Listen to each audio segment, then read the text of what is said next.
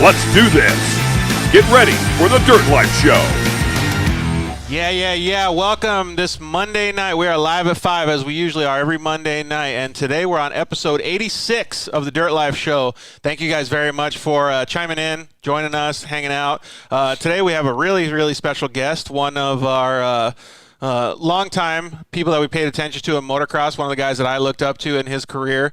Today's Motocross Monday, so we got Davi Millsaps in the house. He's a very well-accomplished motocross racer. He's got numerous Supercross wins.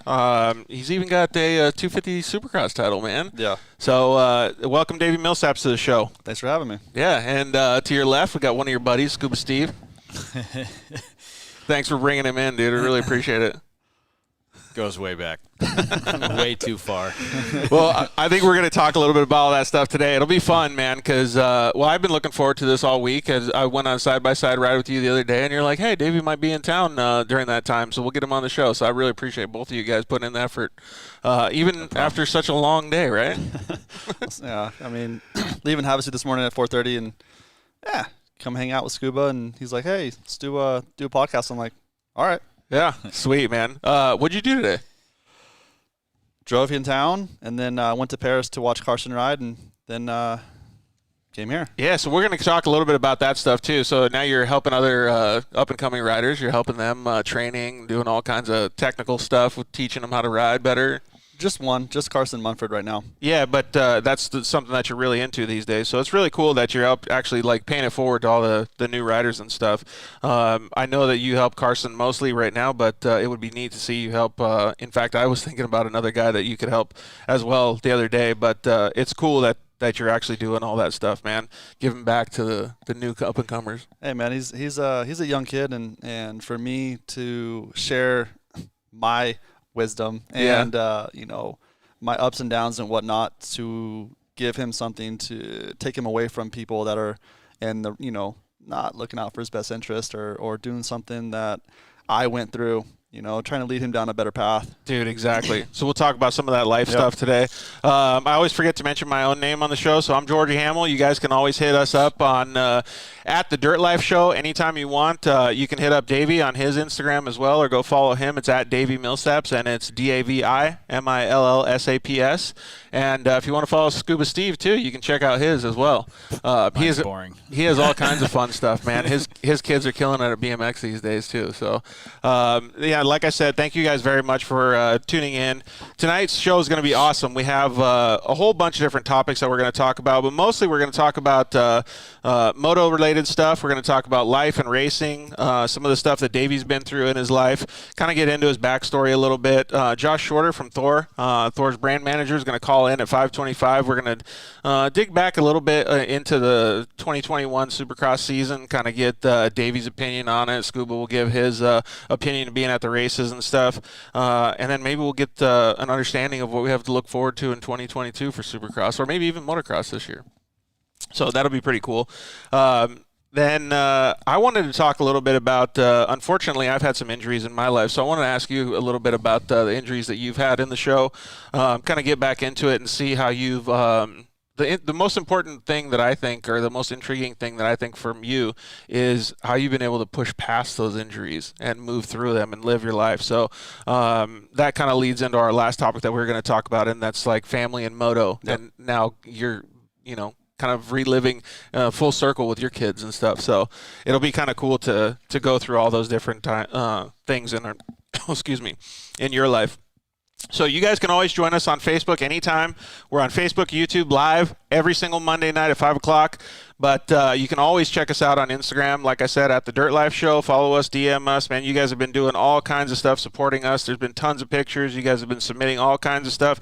It's been really, really cool to see how The Dirt Life is growing and how you guys are accepting it. So keep doing all that stuff. And we want to thank all of the sponsors and everybody that's a part of this show, everybody that makes this thing happen. The guys at KMC Wheels, man, they've been a huge help. Hopefully we'll be able to go down to the Baja 500 with them, hang out, eat some tacos, products. Look at Awesome Racing. Thank you to the guys at EFX Tires. Thank you to the guys over at Shock Therapy. Next week, we're going to have a show in Phoenix, Arizona. It's going to be really cool because we're going to have the guys at Jeffrey's Performance on the show, Lindsay Geyser, RJ. Maybe the guys at Shock Therapy will come down, hang out with us for a little bit. Who knows? Maybe we'll even get some of the Evo guys to hang out as well. So pay attention for that show. The guys at Zollinger Racing Products, thank you very much to Zollinger Racing Products for giving such awesome products to the UTV industry. You can use the code DIRTLIFE at ZollingerRacingProducts.com and save a whole bunch of money. Thank you to the guys at CryoHeat. The guys at CryoHeat make some seriously good transmissions, man. Those Pro Mod transmissions for the Polaris Razors are awesome. They are all heat treated and way, way lighter than the stock ones. So less rolling resistance in those low horsepower vehicles makes a big difference, man. And thank you to the guys at Solder Weld for always being a part of the show. You can get your off-road repair kit. Use the code DIRTLIFE at solderweld.com and save a bunch of money on that. So I think the first thing that I want to start talking about is a little bit about life after racing. And I want to do that because I kind of want to Tarantino the show. Like, I want to make it so that we can backtrack and see how your life is. Like, right now, what are the things that you do on a daily basis, Davey? I mean, the last, I would say, 3.5 years, really just stay-at-home dad, taking care of the kids, we built a house, so that was the whole process of almost 2.5 years of building. And then when the pandemic hit, Brittany started working. She got an offer to do a job that she wanted to do, so she started doing that, and I became a full stay-at-home dad. So, but that's pretty rad, though, man. Not a lot of people get the opportunity to do that. Yeah, I mean, I love my kids, and I'm not a stay-at-home dad, so it was like a full adjustment for me. But I mean, I enjoyed it. I got to spend a lot of time with them. And then when they went back to school, and then I got a phone call, and now I'm out here almost every week. It's crazy, right? So how life just changes and throws you for a loop. All the time. So what are your kids' names? Dane and Bryn. Okay. So what are they like mostly into? Because you said was bicycles, right? Was bicycles. My Dane raced BMX everywhere. And then before Grands, he wanted a 65. He already had a 50, but he wanted a 65. And I'm like, well, which one do you want? You know, like, do you want to go to Grands or you want to do the 65? Because it was, I mean, I'm paying for both. I'm like, which one do you want? Because I just want. But Grands is like a pretty serious level, dude. Yeah, I think he was first in points going to Grands, and in 7X, first or second in points in 7 Expert. That's crazy. And he's, without even a hesitation, he's like 65. Really? Like, not even a hesitation, and he put his bike down and never even cared about touching it again. Holy crap, man. It was kind of I just wanted to just test him, and that was a simple test for me to like, okay, well, if it's that easy for you to say no Grands, you want a 65, then obviously I know where your heart is. So that's the way it went for him. And then he does a lot of the works races. He does, he's done like 1 or 2 big 6s, and then he did the moto for kids. He's done a swap moto. We don't really ride all that much because of where we live. It's kind of hard to practice all the time. Yeah. There's no like good racetracks over there, is there? There's one track, and it's 928, and they're only open on some weekends, but those weekends we're usually racing or gone or something's going on. Yeah. But so you're living in Havasu now. Most of the tracks are down in Phoenix, so it's like a little bit too much of a drive for them to go 3.5 hours. Yeah, that's too much. That's a long round trip. So Steve, what about you, man? You have the 2 boys, Parker and Ezra, and are you and they love bicycle riding, obviously. But do you think that one day they're going to make the same decision as Davy's boy? They talk about it, but they want to get into moto or no? Yeah, Ezra does. Ezra says he's going to be a Supercross racer at some point. But oh, really? He's wild though. He could probably do it, right? At least he already has a mechanic as a dad. Yep. Yeah. Dane doesn't have that. Dane's got a good teacher though. I think that's pretty cool, man. I really like the family atmosphere and the family vibe. I got to meet your family about a week ago, Steve, maybe week and a half ago, and it was pretty cool to see all that stuff. So I'm assuming that it's pretty similar what Davey goes through in his daily life. So it's neat. It's really neat to see that. Did he tell you what 65 he wanted exactly, or did he know? No, he knew. He wanted the KTM. Oh, really? Yep. So he already had it all planned out, you think, in his head? I mean, he won the 50, the KTM 50 off me from a bet, and I made him a bet that there was no way he was going to win, and he ended up winning it. Oh, really? So he got the 50, and then from the 50, he's like, I want a 65, I want a 65, I want the KTM, I want the KTM. And so you kind of already knew then. I knew that's what he wanted to do. You just didn't want to let him. I was hoping that he didn't really want to go that route, but and so that's I got him that, and then ended up getting him a Husky 65. Nice. And he has a Husky right now. That's pretty cool. So, It's fully neat to hear that. Do you remember the first time that you had a conversation with your parents about getting a dirt bike? Yep. So was it like reliving that moment and the?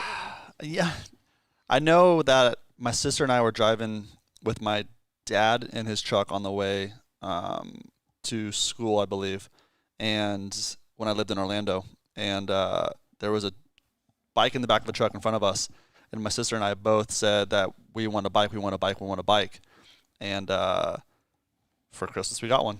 Really? Yeah. Dude, that's super cool. Yeah, and then so Dane's obviously living that same dream right now, right? How long has he been riding dirt bikes now then? 2 Oh, so he's been there for a little bit. 2 years, two Yeah. and a half years. Is he doing good? Yeah, I mean, he does good. Yeah, you know, like I said, we don't get to practice all that often. Wait, He how really much just- age difference is it between Parker, Ezra, and Dane then? Parker's 10. Dane will be 9 next week. Oh, so they're really close then. And yeah, and Ezra's just younger. So, dang, that'd be pretty cool to have them all riding together. Yeah. Someday. Are you going to get them a bike or no? They have pit bikes. Oh, right on. Yeah, so they'll ride those. But Don't let him fool you. You know Scuba's going to get him a bike. I know. That's what I keep feeling like. But like, Dane came over to the house 3 weeks ago. Yeah, 3 weeks ago. 3 weeks ago, and they went to the track, and then Dane was bummed he didn't bring his bicycle. Oh, really? Yeah. That's only because they were like, oh, you should ride bicycles. And then that's all it was. So he hasn't talked about it one time since. Oh, I got you. He just knew that his friends rode bicycles, so he wanted to ride bicycles with them. Yeah. I got you. We had a couple comments come in. Just Jeff and Casey both said hi. Hi, guys. We're stoked that you guys are actually hanging out. Casey, we hope you're on the mend, buddy. It's really, really cool to understand that story. Like, whenever I think about me racing dirt bikes and coming up through the ranks and all that stuff, I always think about how enjoyable all those little milestones were. And I'm sure that you think about the same thing when you see Dane having so much fun on his bike compared to, like, the way that you went. Like, it's full circle. Yeah, I mean, it's like I said, it's just a little bit different. You know, he doesn't get to ride as much as I did, or race as much as I did. So when he does get to do it, you know, he's all smiles. He loves it. He enjoys it. He hates losing, obviously, but then again, you know, yeah, I can tell him what to do, but you know, I'm the dad. He's not going to listen to me. So it wasn't like the bicycle thing. You know, it was, well, you didn't ride bicycles. You don't know what you're talking about. Well, now for dirt bikes, he can't tell me that, but he still doesn't listen. There's no excuse. But no, I know what he wants to do. I get what he wants to do. That, and he's growing way too fast. I can't stop him. You know, You think he's going to be big? he'll be like taller you? than me. Yeah? He'll be Dang. taller than me. That's crazy. Your wife is pretty tall, no? She's 5'11". I'm 6 foot. Oh, so he's got both tall genes then. Yeah. Nice. And, I mean, like I say, he's gonna be 9, and he's massive. Dang, that's So- cool, man. That'll be pretty neat to see how fast he can go through the whoops. But I mean, he was only on 50s for 1 year. And I'm like, dude, I need to keep him down. Like, I want him to learn how to ride. And then, so he's 1 year on a 50, and I had to get him to 65, and now he's almost already too tall. Oh, because he's on the edge of being like too big for the lower age group.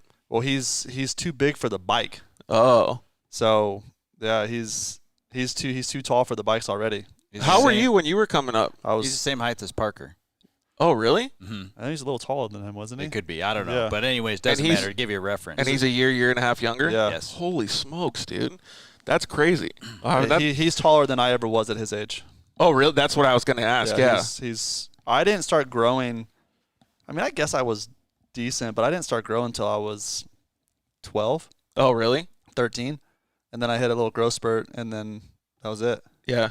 Just when you were super mini age.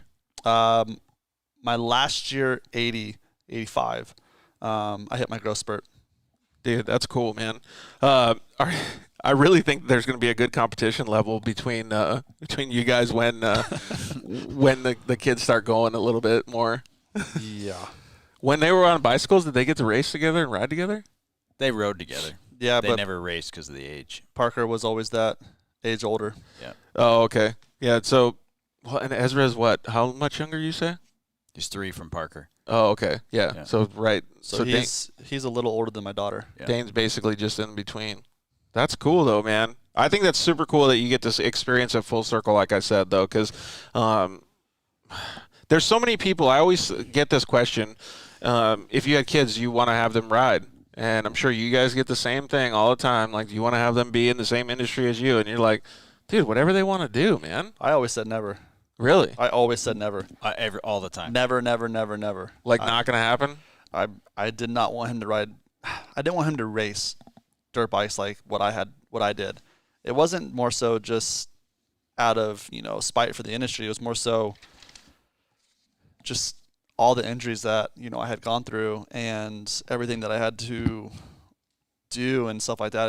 It was a lot. It's taxing on the body. Yeah, absolutely. And I'm somewhere near 40 to 45 surgeries, and I'm only 33 years old. Yeah, it's crazy, man. So, I lost a kidney and all that good stuff. So for me, it's like I don't want him to have to go through that. But then again, it's like I can't be that big of a hypocrite to keep him from it either. Yeah, that's a good point. So you gotta let him live. I don't want him to resent me when he gets older, saying, "Well, you didn't give me a chance." Yeah, and how the heck can you tell him, like, dude, I've been through all this stuff. Like, they don't. Yeah. There's no way they're ever gonna get it. Yeah. No. That's kind of crazy, man. Do you ever think about that? I mean, like, you haven't had the loss of a kidney, but like, no. But you've seen it from the sidelines. I've seen way too much, and that's the hard part I have with it. What was one of the craziest things that you've endured? Because you were with Davey for a long time. You were his mechanic for a long time. I mean, you've known him forever, right? God. When did you guys meet? 2001. I think was 2001. Was it when you got hired to be on a team, or when was it? No, he was still amateurs. He worked at MTF for a little while. Oh, over there. Okay. In Georgia, yeah. So for me, I've known him since I was probably 12, 11, or 13. No way, 12, really? Yeah, 13. Dang, that's cool. Do you remember what your job was at MTF? I was just coming to hang out at that point. Oh. I was coming to hang out and ride and just. And for anybody in our audience that doesn't know, it's that was it. Millsaps Training Facility, and it's in Georgia. Cairo. You were friends with Charles, right? Yeah, so it was me and Charles. So Charles was dating my sister at the time, so they were friends. So that's why he came down Yeah. to hang out. And it was just cross paths. Yeah, and then he started going to the gym with us, and he became a mechanic. And then one thing led to the other. Then he was my practice guy for a little bit, and then he went off with Trevor Doney, right? Yeah. And were you living down there then? Yeah. Nice, dude. That's when crazy. I broke my leg, I had to climb down the damn stairs. So it was a pain in the ass. Oh, really? Yep. What, they got a long set of stairs there, or what? There was an apartment above the shop, and then 35, 40 stairs. I don't even know. It was a lot. Yeah, it was a lot. It was a lot of stairs. So you were climbing with a broken leg every day? Yeah. It sucked. Oh, and we man. lived in the cabin. You forgot about that? Yeah, I forgot you lived in the cabin next to the barn. Yeah. I forgot about that. Charles and Martine. Always lived. Were you there when Travis was in there? No. Oh, okay. No. Just Martine then. Yeah, just Martine. Gotcha. Travis would come and go, but I was never like physically there when Travis would come. But yeah, me and my buddy Charles used to short sheet Martine's bed, and then we used to flip his clothes around, and he used to have a meltdown. He knows it, dude. Yeah, Martine is a different character back in the day. Yeah. That's cool. And, and so for some of the guys that are more off-road guys or side-by-side guys that are listening to the show, they're talking about Martin Davalos. He's also a professional racer who just retired, right? Yes. Yeah. So you guys still contact him and talk with him? Oh, yeah. He's literally been probably one of my best friends for 18 years. Yeah. So you talk to him all the time then? I mean, we brought him over here from Ecuador. That's sweet, man. So when he came to my house when he was, he had to be 12 when he first came over on an 85. And we met at an FIM World Junior Cup overseas. He came over. His uncle lived in Miami. And then he came over one time, went back, got a little bit better, came back and never left. Really? Yeah. Nice. You're just like, yeah, just stay. Yeah, I mean, that was the plan, was to see what he can do especially coming from somewhere like Ecuador. Dude, he's always been such a good rider, though, yes. man. It's pretty insane. Yeah, I've always really liked his style, actually. Yeah, he's a good kid. Oh, actually, he's older than me, so yeah, you get my point. But he's fast. He's good. Had obviously a little bit more mental issues when it came to main events because obviously he was heat race champion.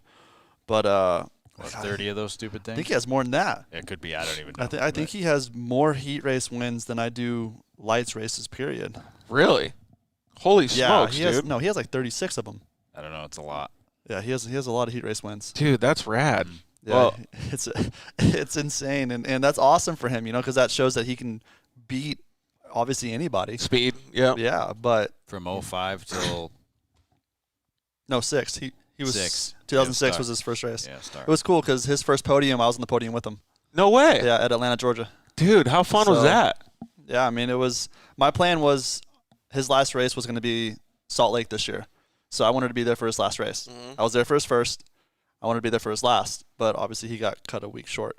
But so I didn't get to be there. Yeah, dude, that's still so cool. Were you guys super fired up the next week, like after you guys were both on the podium? Yeah. I passed him for second because I was winning. I crashed, went way back, and I caught back up, and I passed him on the last lap for a sec. I was in third. He was in second. I passed him over to triple, and I knew he was in third when I passed him, so I turned around the triple and I gave him a thumbs up, like, yeah. And then what race was that? Atlanta, Georgia. I got goosebumps thinking about it. It was so cool, man. That is super cool. There's not many people that can say that. They celebrated well. The Lawrence brothers got their podium together. That was kind of cool. But most people can't stand up there with people that. I always look at the podium now. It sucks so bad. Like everybody's just standing there, just being like, I want to get out of here. I don't like this dude next to me. It's like, dude, come on, have some fun, like what you guys did. Yeah, I mean, it's. There wasn't really many people that I stood on the podium with that I didn't like. Yeah. So. Hey, that's super cool though, and I can only imagine how awesome it would be the next week, just like going into training and stuff. Yeah, we went back to my house in Georgia, and then it was just, it was surreal. It's like we just got second and third. Yeah, JG won the night, but at the end of the day, like we were still cool with JG, but he never came and rode with us. But yeah, for Martine and I, it was rather cool.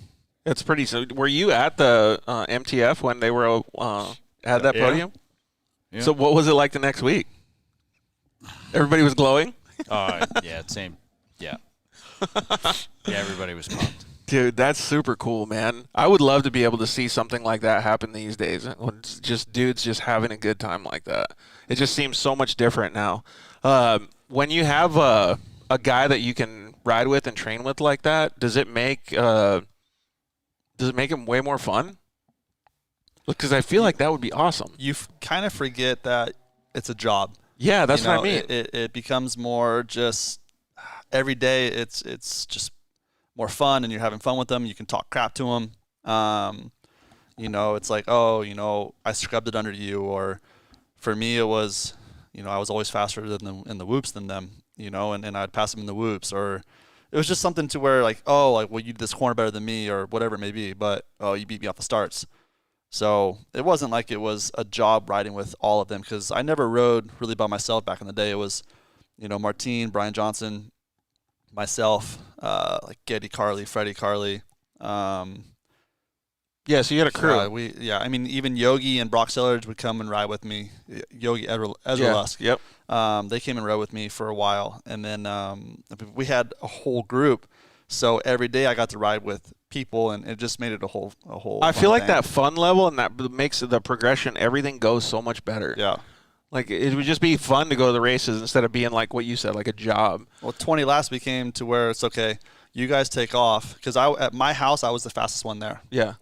So in 20 lap motos, literally home turf, I had to catch the first guy way out in front. So it was a challenge to me to catch them. So the 20 laps went by so much faster. Yeah, that's super cool. So, did you get to experience some of that stuff then, Scuba? Mm-hmm. Nice. That would be so rad. It was insane. Like the speed that he would go. It was crazy. Yeah, I could only imagine. Were you on practicing against dudes on 450s on your lights bike?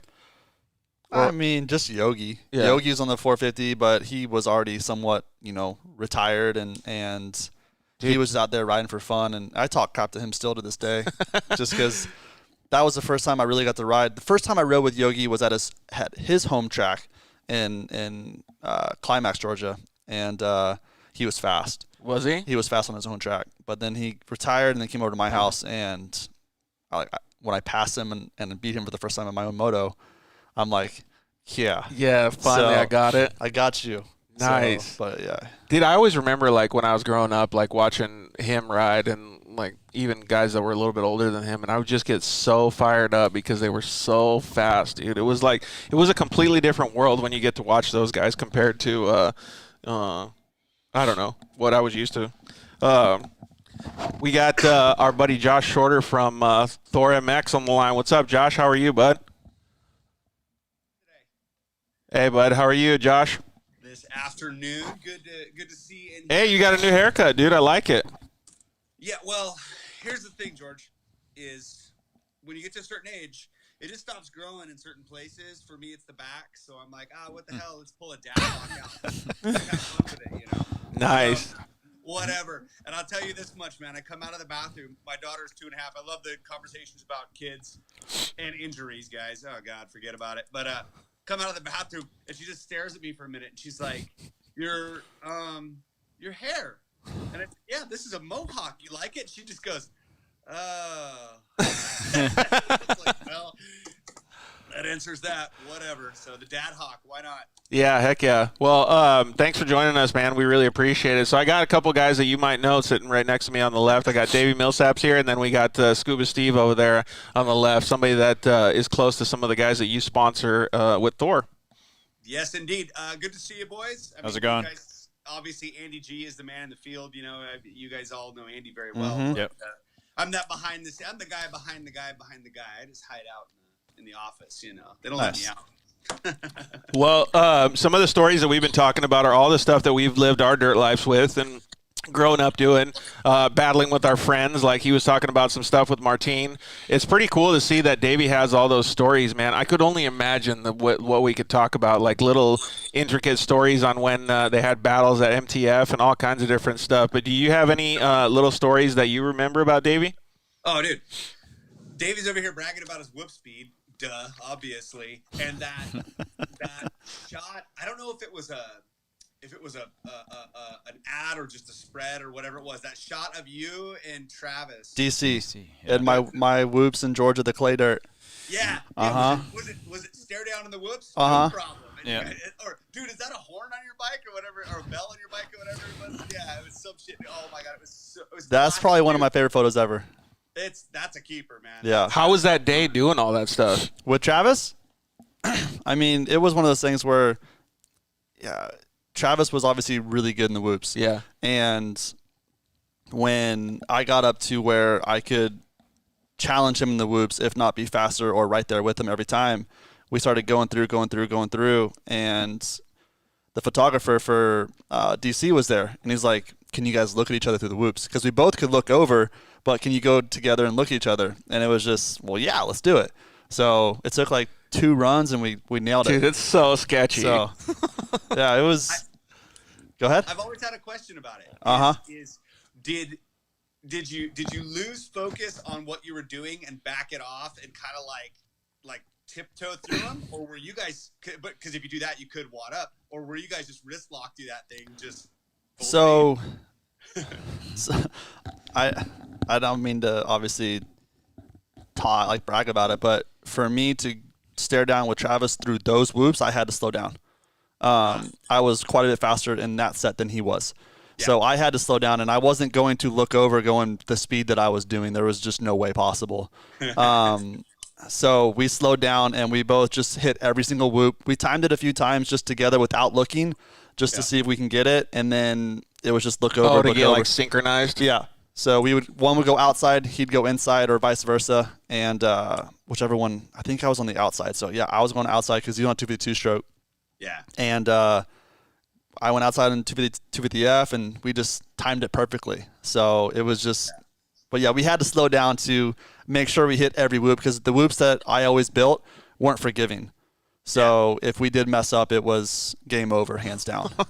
So Supercross whoops, dude, no screwing around. Back in the day, Supercross whoops, not nowadays. Yeah. Nowadays they're stutter bumps. They're way different. Yeah. Dude, I remember when it was, I don't remember what year, but it was Dallas Supercross, and I swear I stood next to the whoops walking the track, and they were almost up to my shoulder. Like I was like, holy shit. Those were fun. Dude, for me, I'm not a whoop guy like you. For me, I was shitting my pants. I was like, fuck these things, man. Like, I'm barely going to be able to double through these. You would have murdered them. This brings up a good point, though. It's, Davey, to what you said, the difference is, like, when did whoops become an option line? When was it like, oh, you could blitz him or you could time him? You know, when did that happen? Yeah. You know, 6 years ago. Yeah. It really struggle. You really started to notice. I would have to say like 2010, you started having maybe like 4 or 5 rounds be just straight jumpers, and but the rest were skim. Like you didn't have a choice. But then it started. Is that when they put the setup whoop in the front? Well, the setup whoop started back in. They had that in 2004. They had more of a startup, but some races you'd have to wheelie into it. Some races you'd have to hop into it, or they'd have it after a big roller to where the roller you'd go down into it. Oh. But in 2011, 12, it started getting to where pretty much they were all started to be jumpers. And then finally in 2013, they made it to where you skimmed them. And that was the year I excelled. And not because of the whoops. Nothing to do with my mechanic either. He wasn't any good either. He was worthless. But no, in 13 there was only like 3 rounds that we had to jump. Mm-hmm. The rest were all skimmers. And then Salt Lake, obviously, the whoops were ginormous, and they started knocking them down little by little. Every time we'd go out, they started knocking them down because everyone was complaining about them, and it sucked for me. But that was that time when people were like complaining about, the tracks are too fast and too just basic. In 13, they made it more technical. They slowed it back down to where it used to be back when I first started racing pro, and it was like, yes, like this is what Supercross needs to be. It wasn't super fast. Everything was about timing. Everything was about timing plus going faster and moving forward as fast as you could, but yet it wasn't like if you watch this year, everything's wide open. Yeah. They're going so fast and then stopping and turn. Yeah, and I'm just like, if you go back to look at the old school Supercross days, like people enjoyed the technicality of the tracks and look, for example, James would pick out any jump in a rhythm section and make it something that no one ever thought of. Now you can't do that. Now it's the same. Everyone's doing the same thing. Yep. And yeah. Dude, I remember back what was it in McGrath days, and they had McGrath and Emig. There was a picture of them. I think it was Anaheim or something, and they were going through some of the 180-degree turns. That was like a wall, and they were standing up around the whole thing. Like that, those things were so sick. I mean, and you got to think the bikes nowadays obviously can handle the stuff that's thrown at them, but the bikes are so fast now, and now you're having faster tracks and faster bikes, but some people aren't making it through the whole season for that reason as well. Slow the track down, make it more technical, and to where you actually have to be a technical rider, like what Supercross really is. Yep. Not mixing both outdoors and Supercross combined. That's what I feel like it was. And I'm sorry, but Atlanta, I thought it was cool to be on the speedway, but they could have slowed that way down. That was a little. That was a little way too fast. That was way too fast. Dude, they should have clocked some of those straightaways. And McAdoo, I don't know how he's alive. I don't know that. I don't know. I don't know how he's alive. So that changed the subject right there. But I'm sorry I had to throw that one in there. Dude, you're right though. Like that was so high speed too. Yeah. I mean, how bad was that? I mean, 3 rounds and 7 times hit the deck. Was it 7? Am I wrong on that count? I mean, dude. I don't know. Props to a him. lot. I mean, say what you want about the politics of it and whether or not he should have been allowed this and that, dude. Kid's got heart, right? I mean, it was incredible to watch. So. I mean, politics aside, like, should he have been allowed to race after the first crash? No. Yeah. But I don't care about him racing. How is he alive? Yeah, that's what I was thinking too. I was like, oh my god. Well, Davies wanted to be able to talk from experience, right? Like hitting your head, dude. Like not like, I mean, yeah, I hit my head, but I don't know what, dude. That was gnarly. Yeah. And like, yeah, he has heart for sure for racing, to still race that night. I don't know if he knew he was racing. Yeah. But that's what I was gonna say though. I mean, I have no issue with Cameron at all. That's more power to him for sure. But that was dirty, hands down. Dude. What do you guys think? At what point does it happen where somebody is in it for the points and takes a dive and tries to pull that same thing? I think it would be an amazing circumstance for it to happen. And to not get called on it. I think it would be totally wild for somebody to tip over in a corner. Oh no! And then when the red flag comes out, they jump back up. I think it would be incredible for them to even pull it off. There's no doubt McAdoo went down.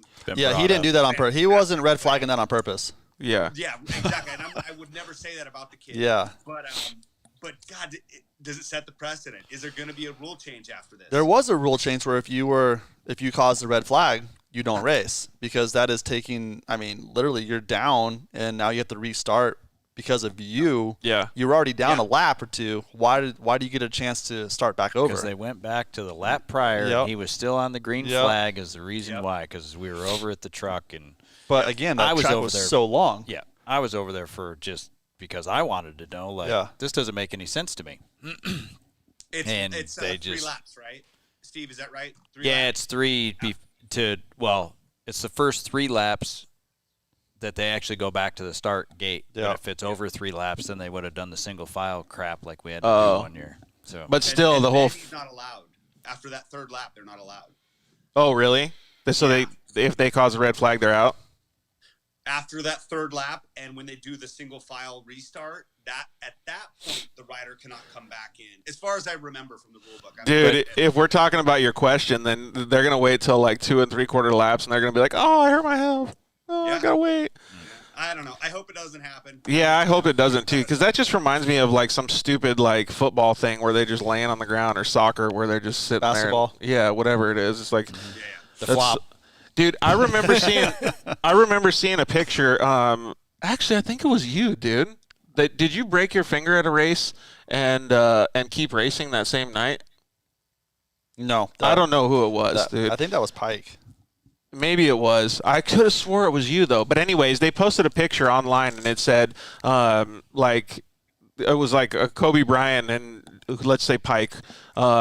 And both of them had broken fingers, and they were like, "I still raced. I sat on the bench." It's like, dude, you can't. They had the 3 photos of, one was with me, one was with who's the dude from the LA Clippers, redhead, Blake Griffin, and then another basketball dude, and it was because I raced 2017 with two broken wrists though. Oh, okay. I had 2 broken wrists basically the whole 17 season, and that guy had a sprained toe, and Griffin had a sprained toe, and the other one hurt his ankle or something and couldn't play for the whole season. So it was just a big meme thing going on. Yeah, like quit being a pussy kind of thing. Pretty much. There's the Chatapult one. Yeah. It's Chad in the 20 feet in the air in Millville, and then it shows him back on the bike, and then it shows the soccer one of the soccer guy rolling on the ground. Yep. And then big stretchered off of there. So. Dude, that's crazy. But that does bring back to like Davy's point though, is like the technical parts of the track and like slowing it down. Like nobody ever likes the word slowing it down, but slowing it down makes it so much better racing. You get way better racing. Yeah. I mean, obviously you've been around watching for a long time. You remember back in the day when it was all close. Like that is imagine that for 20 minutes. Like that's great racing. Now you only have 1, 2, or 3 dudes up there, where if it got technical and it slowed it down, you'd have a lot more. Yeah. And I say this a lot these days. I've been saying it for years now. And don't get me wrong. I mean, this is my industry. This is how we survive, right? I race a 450 in the fat old slow guy class, right? I mean, don't get me wrong. I take advantage of the technology. However, when it comes to the professional level, at these speeds, on this technicality, on these tracks where it's like, oh, I got a bike now, I can huck 130 feet, 2nd or 3rd gear, depends on the lip. I don't know, at speed. And it's like terminal velocity for you guys at the top level of it. It's too much. And to your point, hey, just slow it down. Keep the bikes, but make it more technical, more interesting, to where you got to learn some finesse. You got to learn some tact to get there. Finesse is a fantastic way to say it. Yeah. Instead of don't put stupid walls. Stop putting your stupid walls in and just slow the track down. Make the jumps to where you actually have to time them versus just going as fast as you can through them. Like time them and still yet try to go fast. Like that's how you create better racing and make it so that you can choose different rhythms. Yeah. Yeah, I agree with that. Did you get were there times when you were at the track and you were just you walked the track, Steve, and you were just this is going to be fucking one line and it's just going to be doubles the whole night. There's no passing. Past 3 years. Yeah. That's crazy, man. To me, that seems like a guy that goes to the races every weekend, and you had that would be like going to work and not having any fun and eating a fucking peanut butter and jelly sandwich every day for so long. That would suck, man. I would be so upset about that. My son eats peanut butter and jelly every day, so I get that one. You're like, dude, do you want something new? He's like, no, I like peanut butter and jelly. That's it? I'm like, okay. Hey, so whoever's running the Supercross races and designing the tracks is the same way. Pretty much. Cool. What else, George? What else going on? I was just going to say, are you proud of your boys, man? They did so good this year. Yeah, I tell you, couple things about that. One is for Coop. I told him after his first big bike title, I said, man, you did the unthinkable. It's huge. So few people will ever learn this. Wonderful. I said, getting that second one though, woo, it's gonna be a tall order. I said, dude, you got the team, you got the bike, you got everything behind you to get this done. You're going to accomplish it again. Next year, 2 in a row. I don't know, man. So, and I'll tell you what, if he didn't have that big get off in Dallas last year, he would have been on point with that thing. So, but coming through this year, racecraft, fearless. You gotta love that kid. I mean, I've always been a fan. But what do you think about that racecraft, Davey? Can you explain it? Because you've been at that level. Look, I like Cooper. I've known Cooper since he was a little kid. He broke his femur in my front yard. So I've known him a long time. He broke his femur in my front yard doing this, standing up on his 80, going next to my fence, doing this, and he got head shake while he was doing this and broke his femur. Oh, man. So I've known Cooper a while. Now, his racecraft, when he's riding against a Tomac or Anderson, Cirillo, his racecraft is, he tries to bulldog past them. But then when he gets on Kenny, his racecraft changes completely. He is a different person. And then you have Kenny turns into a different person when he knows Cooper's behind him. So it's mental between those two. That racecraft that you're seeing with Cooper when he's behind Kenny is, if he was like that, he'd be passing all of the other guys way faster. And his racecraft when he gets on Kenny, he mentally knows that he has Kenny. He's got him. Blood in the water. And that then terminates Kenny's thought process to then it makes it look like his racecraft is even that much more heightened. So it's pretty cool to watch him. Look, I like Kenny. I love Kenny. And I'm a Kenny fan. I am. So so watching that kind of is upsetting because you know how fast Kenny really is. Yeah. And when Kenny's racecraft is on point, no one on that gate is at his level. No one. Yeah. When he's on point. No one. But then you see when Cooper gets behind him, the racecraft just, it's tenfold. And it is super clever. He watches, and he's very, very, very smart. He watches, and he learns every little thing of what Kenny's doing and where he can get him multiple times every single lap. And he just waits and waits and waits because he knows he's going to get him at just what point. So it's pretty clever. But we watch him come through the pack. If he had the same racecraft or mental focus, not just focus, but just had that over everybody. He'd get strength. Yeah, he'd get through the pack. If he had the mental confidence that he has against Kenny, against everyone else, he'd pass him way faster. Like a superhero power. So his racecraft when he gets up on Kenny, because Kenny usually is in the front, but I don't know if anyone agrees with me, but that's just the way looking at it. That's the way I feel from the outside looking in. Coming from somebody like you, it's really interesting to hear that because you've been there, done that kind of thing, and it's neat to see because you can pick those little intricacies that make that difference. You can go back into the years and start looking at people who have raced each other for those battles, and it's if that person mentally knows they have them, the racecraft changes completely. Did you have somebody that you were like that with? When it came to whoops, Yeah, you had everybody. I could dodge and weave in and out of anyone in the whoops. But yeah, like in the lights class, it was pretty much anyone I raced against in the lights class. That's how I was.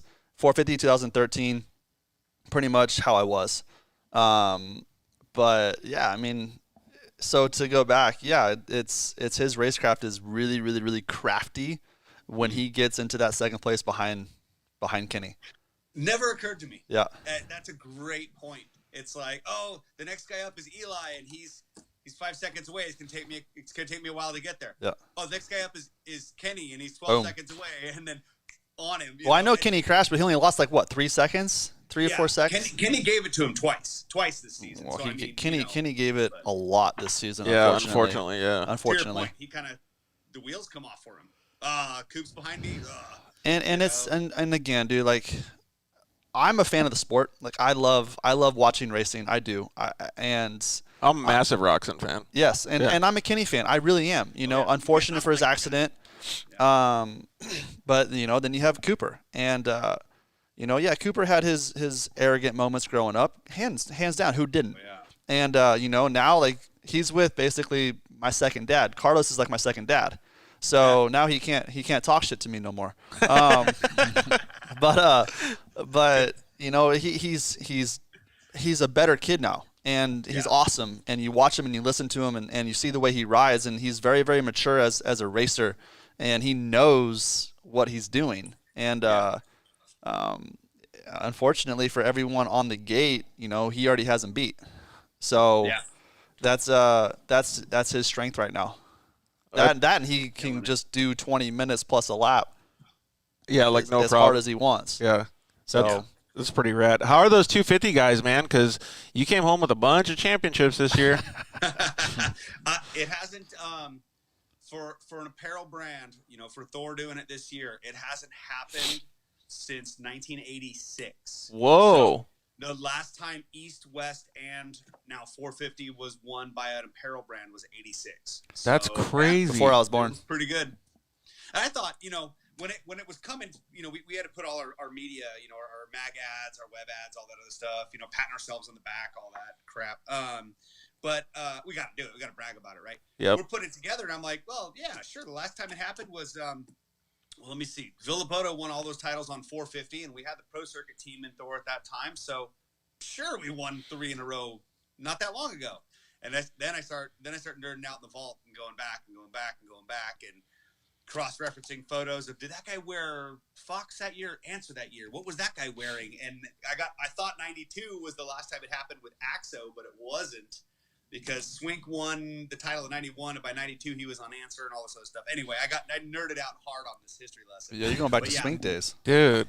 That's cool. But it went all the way back to 86. So it was Fox. It was Fox for all 3, and it was Ricky Johnson, Keith Turpin, and Ronnie Tishner. Yeah, those 3 guys. 86. That was the last time it happened. So I don't think I even knew dirt bikes existed then. I think I was like, I wasn't born. Yeah, so you I were born. That's crazy, man. That's super cool though. Yeah, like you just kind of humbly said patting yourselves on the back, but you should, man. That's fucking awesome. It doesn't happen that often, so we're definitely really. So that was the first time for you guys. What's that? That was the first time for Thor. Yes. Gotcha. Correct. Yep. So yeah, it's pretty. I mean, kind of on a tear right now. You can't deny it. To your point, being aligned with Star for the 250s and now the 450 program. It's an exciting time. We got a lot going on, and as you guys know, Andy out at the races, he's busy as hell. All the Got a lot of checks to write too, obviously. Not my department. Yeah. Somebody hit me up right after on finals, and he was like, "Dude, how those bonuses looking?" I said, "It doesn't come out of my budget." Nope. You're good. You're good. Don't worry about it. That's pretty cool. I wonder what if there's ever been can you remember a time when any other riders on the same team all swept the podium? Was that just pro circuit? Us last year. Well, me for Honda. Before that is what I was asking for Steve though, because I knew Yamaha and when it was Villeman, Ferry, and Reed, maybe. So that was 8-ish then, 2008, 2010-ish. No, 02, 03. And then it was you guys after that? Yeah, it had been a hot minute, I think, since then. For what? Manufacturer? Yeah. Yeah, sweeping the podium. Well, Honda, me, K-Dub, and what year was that? Short 08. Oh, okay. Yeah. So was it all four? You guys were all 450s. Okay, so it was 08 then last time. Yeah. Dude, that's crazy. Supercross? Atlanta. I won. Oh, that's right. K-Dub got second. Shorty got third. Nice.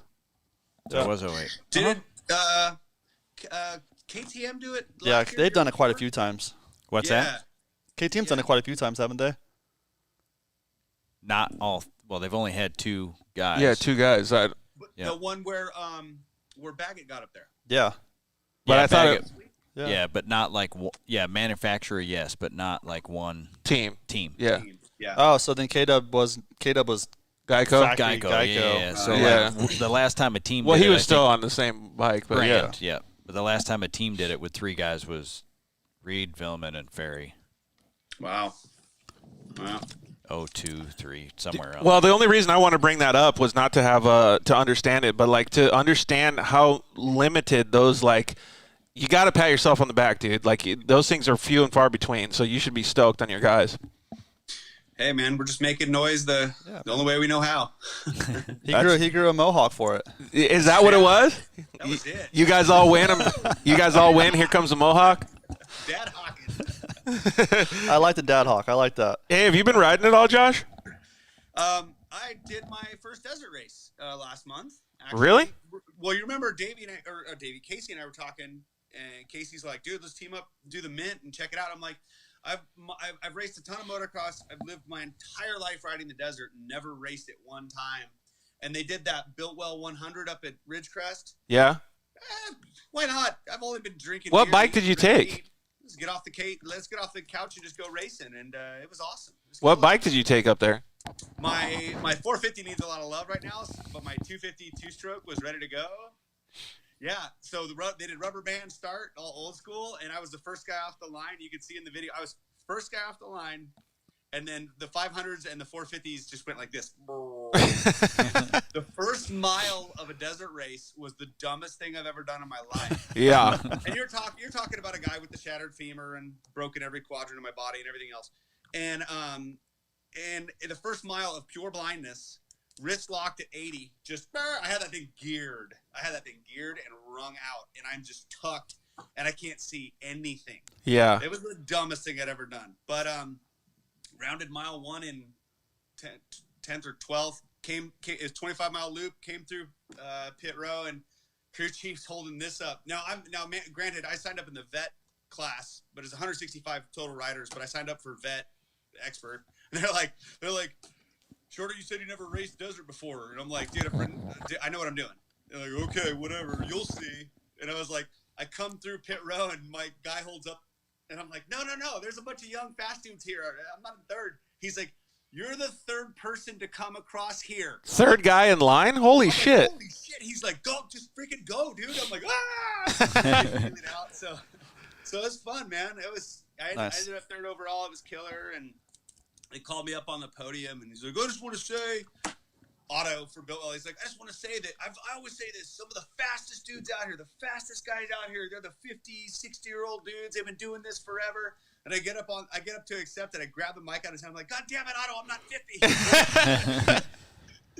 I said, I'm like, that said, I'll be 44 this year. Thank you very much. I had a nice time, and walked off. I was like, dude, that's super cool, though. You never thought that you'd like going out in the desert just holding it wide. Dude, it's really fun. That first mile will scare the crap out of you, but it's really fun. Yeah, that's what we were talking about this before the show, and like the dust and stuff.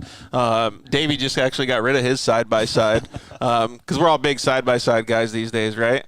Actually, we got a comment come in. Adam Fitza said, let's get these boys in some Polaris Razors. Actually, Steve already has a Polaris Razor, and Davey I'll take one. I'll take one. He lined up. No. So, yeah, I mean, like we were talking about it before the show, like when you go on a desert race and you're out in the dust, like there's almost zero way you can win unless you're the first dude that takes off. Yeah, you know how it is at riders meeting. Okay, everyone take your time. You can't win the race in the first mile, but you can lose it in the first mile. And I said, bullshit. Yeah, the first dude that gets the whole shot is going to win.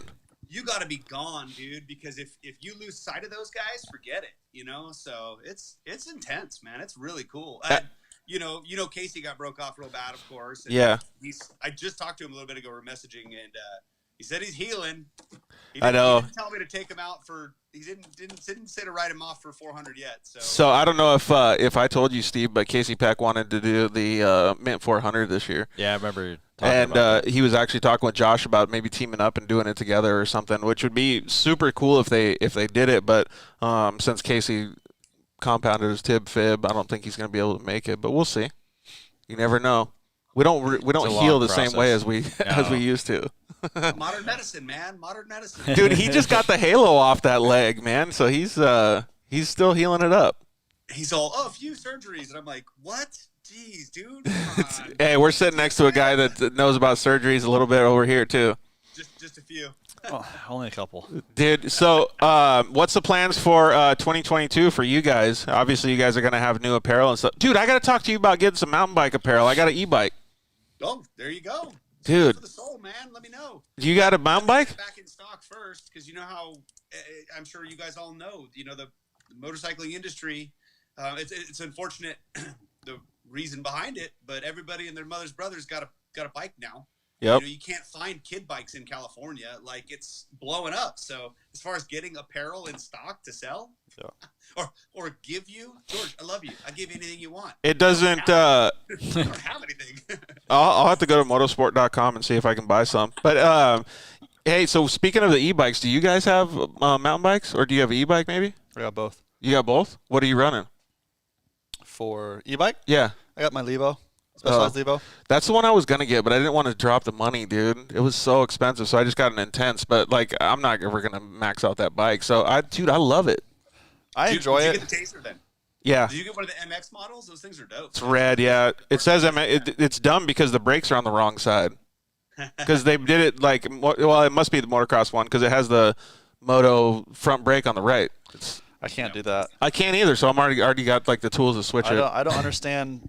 Moto dudes like to switch it, and I'm like, dude, if you can't differentiate your mountain bike from your dirt bike, then what are you doing? Yeah. You know, like, come on. I'm trying to keep it mountain bike style. Yeah. It's. I really don't understand it. I hear it all the time. Oh, I switch them. For what reason? If you ride it enough, you should know that the brakes are different. Dude, I've rode it like 2 or 3 times, and I can't get used to it. I'm like, this is the back. Like, I would eat shit hands down. Yeah. I would. It sketched me out. Do you have a mountain bike shorter? E-bike? Not an E. No, I haven't gone there yet. So, you know, and they're great. I mean, it's funny. I was talking with MC about it when he got his first Specialized, and he's like, check it out. And I was the typical bicycle guy. Yo, cheater, it's lame, whatever. And he's like, Shorter, what's a good ride for you? And I'm like, oh man, just a decent average ride, 12, 15 miles, hammering some hills, getting the sweat. That's sick. He's like, yeah. He's like, well, I go out and do like 30, 35 miles or something like that, And I'm like, oh, yeah, I guess if you're getting that much more seat time in, it makes sense. And plus, you can play with the intensity and get, you can get your workout out of it too. So yeah, but that's not fun. Dog on it. I can't. No, going fast is turn fun. That thing all the way up, Boost, or just don't ride it. So. Dude, I can only imagine going on a mountain bike ride with Davey. Dude, he's probably ripping. No, but for me, it's like it's the great equalizer, right? So I can actually get out there and have some fun with all the guys. But it's super cool because I don't run it on boost because I'm not used to it yet. I've only ridden it twice, I think. And so this is like basically I rode an e-bike 8 months ago, but I only got to ride it twice. Yep. And then so this is basically like my re-entering the mountain bike world after almost 20 years, dude.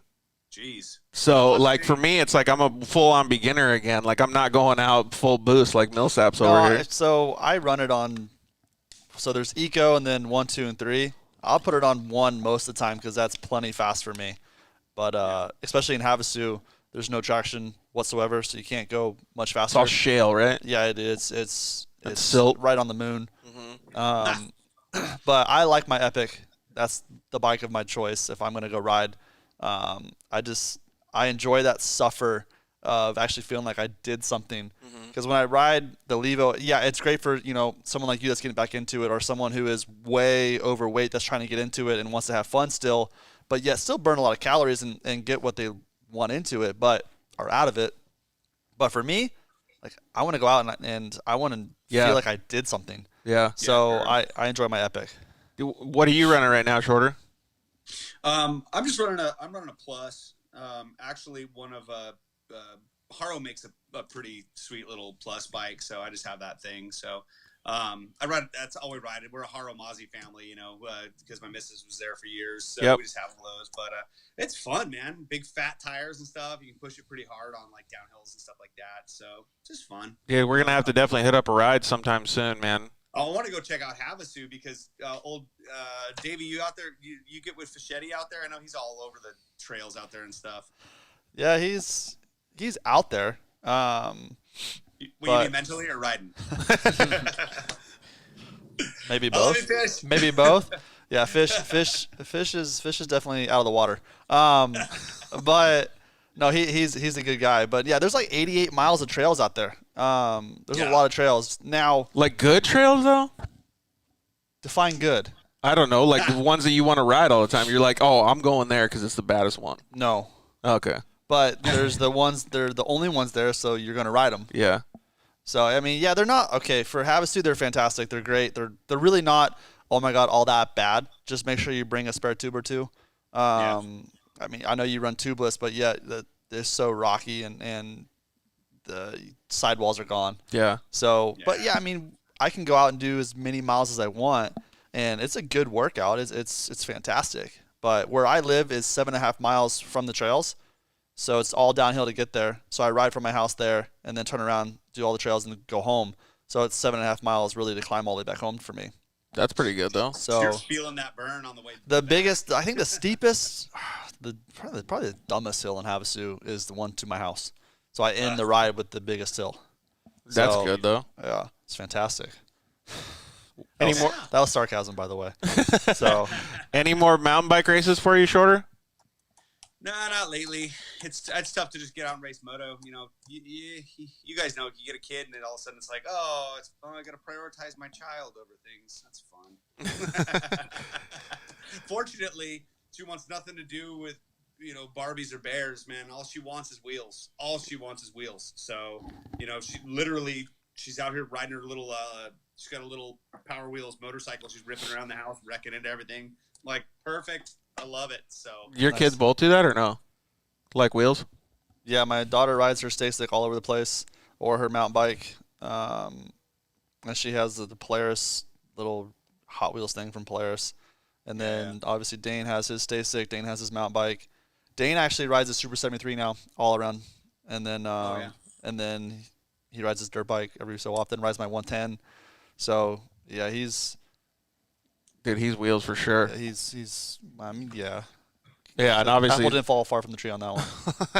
and Scuba's kids, they love some wheels too. I think Scuba loves it too, though. He loves it. He loves him some wheels. He just likes the Razor though. I like the Razor. It's way easier. Yeah. When he can remember it, yes. Yeah, when I can remember. When he can remember it, it's awesome. It is. We won't talk about that story. He got his car all fixed up. The wife was happy, man. We went out on a little ride. We were good to go. He even got to take the Unicorn YXZ out for a spin. Yep. Oh yeah.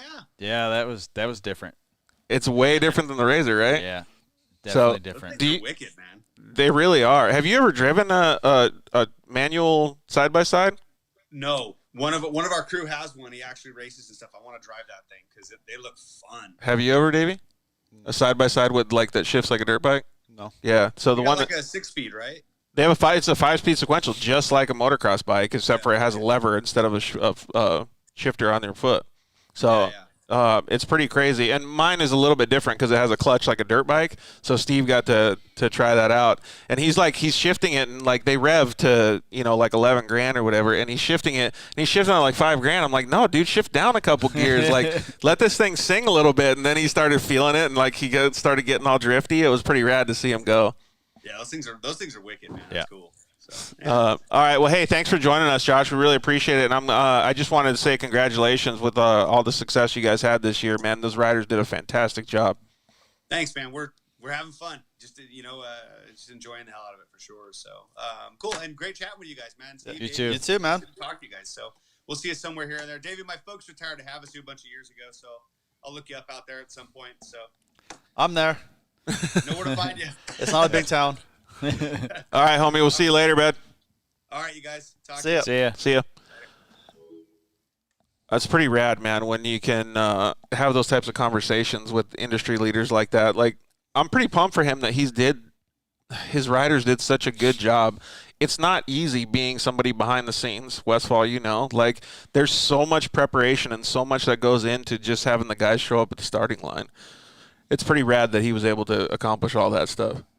He doesn't know. Davey He has shows no up to the idea. starting line and has no idea what you guys were doing back in the truck. There was no prep for me behind the starting Zero. line. None. Boots come off, mandatory 20 minutes. Just hanging out? Yeah, That's your favorite. It is, That's because it's the truth. It's God's not honest truth. My If fault. It somebody takes you too long. It takes you so long to change something. My Bullshit. boots have to come off, dude. If not, they're gonna did dry not out. matter, it didn't matter. I could have just had to just check something real quick, or put gas in the bike. It didn't matter. Well, your gas went to. You gotta have a dip. Then you had to walk over to spit it a couple times. Then you filled up a gallon. Oh yeah, it was. You're such an idiot. So no, the whole joke was whenever we were testing, it was whether it was suspension, because we tested suspension a lot, or anything to do with motors, or whatever it may be. When they were doing a long riders got to change, sit there for a long time. my feet, they get hot. Yeah. So my boots would come off, and then he's like, we got 20 minutes every time. So but I'm like, I had to let them dry. If not, they were going to kill me when I took them off because they smelled so bad. Yep. So And your feet are going to hurt. yeah, I didn't want to get blisters, man. Dude, I feel you too, man. Not that I was ever at that level in motocross, but when we were at the professional off-road doing all that stuff, whenever you go testing, you have to take your outfit off, like right when you get out of the car, because you got to sit there for fucking hours, like waiting for shit to get done. Exactly. Yeah, because I was the slowest mechanic on earth. Dude, it takes a long time to do the mechanics work too. Casey's over there laughing, man. Well, we hope you're feeling a little bit better, Casey. We're going to go to commercial break. We'll be right back.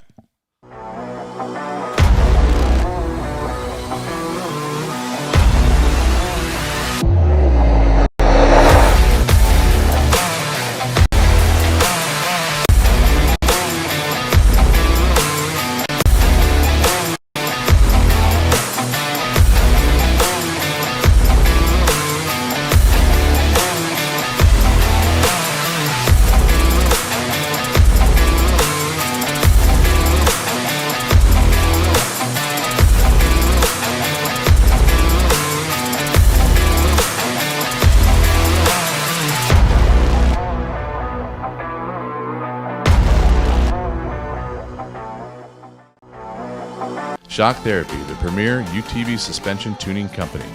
We test daily with the leading manufacturers in the industry to perfect our shock tunes and race-proven components for all UTVs. Whether it's high-speed racing or slower trails, we have a suspension tune that is perfect for your driving style. Improve your ride today. Shock Therapy. You ready to test these tires out? I was born ready. Let it rip.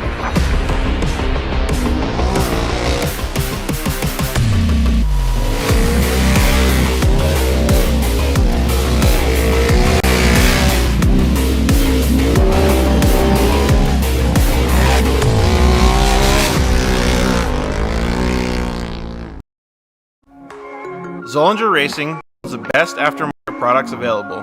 Products for your UTV or snowmobile, including billet radius rods, billet tie rods, billet steering knuckles, billet steering racks, alternator kits, and much more. All manufactured in the United States in-house at their headquarters in Nibley, Utah. Travis Zollinger and his team test in some of the most brutal conditions, world championships, and many more. And join us on social media. Zollinger Racing, the best products, period. Yeah, finally, we got Lance from Solderweld in the studio. Thanks for coming down, bud. Hey, why don't we just record a commercial now? Yeah, why not? It's so good to be here, man. It's been a lot. I've been trying to get down here forever, and I wanted to talk about the off-road kit. Dude, I love those things. I got it in my pack. Yeah, we're running hundreds of vehicles now running them, whether it's a UTV or some guy's got it in a backpack on his motocross. He's got everything he needs to make a fix right there on the fly, out on the trail, or in the desert, whatever it is. Well, since I've already used one, I kind of know what to use it for, but explain what it does. All right, so let's pull one out real quick. You've got your aluminum rods. Remember, they're rods, right? So you get a random rock chip runs through. As you're racing, you get a rock chip in a radiator. You got to fix it right there, or you're out of the race. You can patch it up. Block heat absorption putty, so it keeps you from getting burned. Number one, as well as keeps the heat from traveling. So it's really, really nice. I've used this not even to fix anything, so that stuff works so good, man. Listen, it's easy. It straps in nicely so that you have everything you need in one little place, and you don't have to carry a big bag in it's the. It's like a first aid kit for your vehicle. Yeah, chase trucks have it as well, so that if they need to make a fix on the fly, they can get it done and get it done quick and get you back in the race. Dude, those things are so cool. All right, so it's at Solderweld on Instagram, Facebook, and solderweld.com. Awesome. All right, thanks, bud. Appreciate it.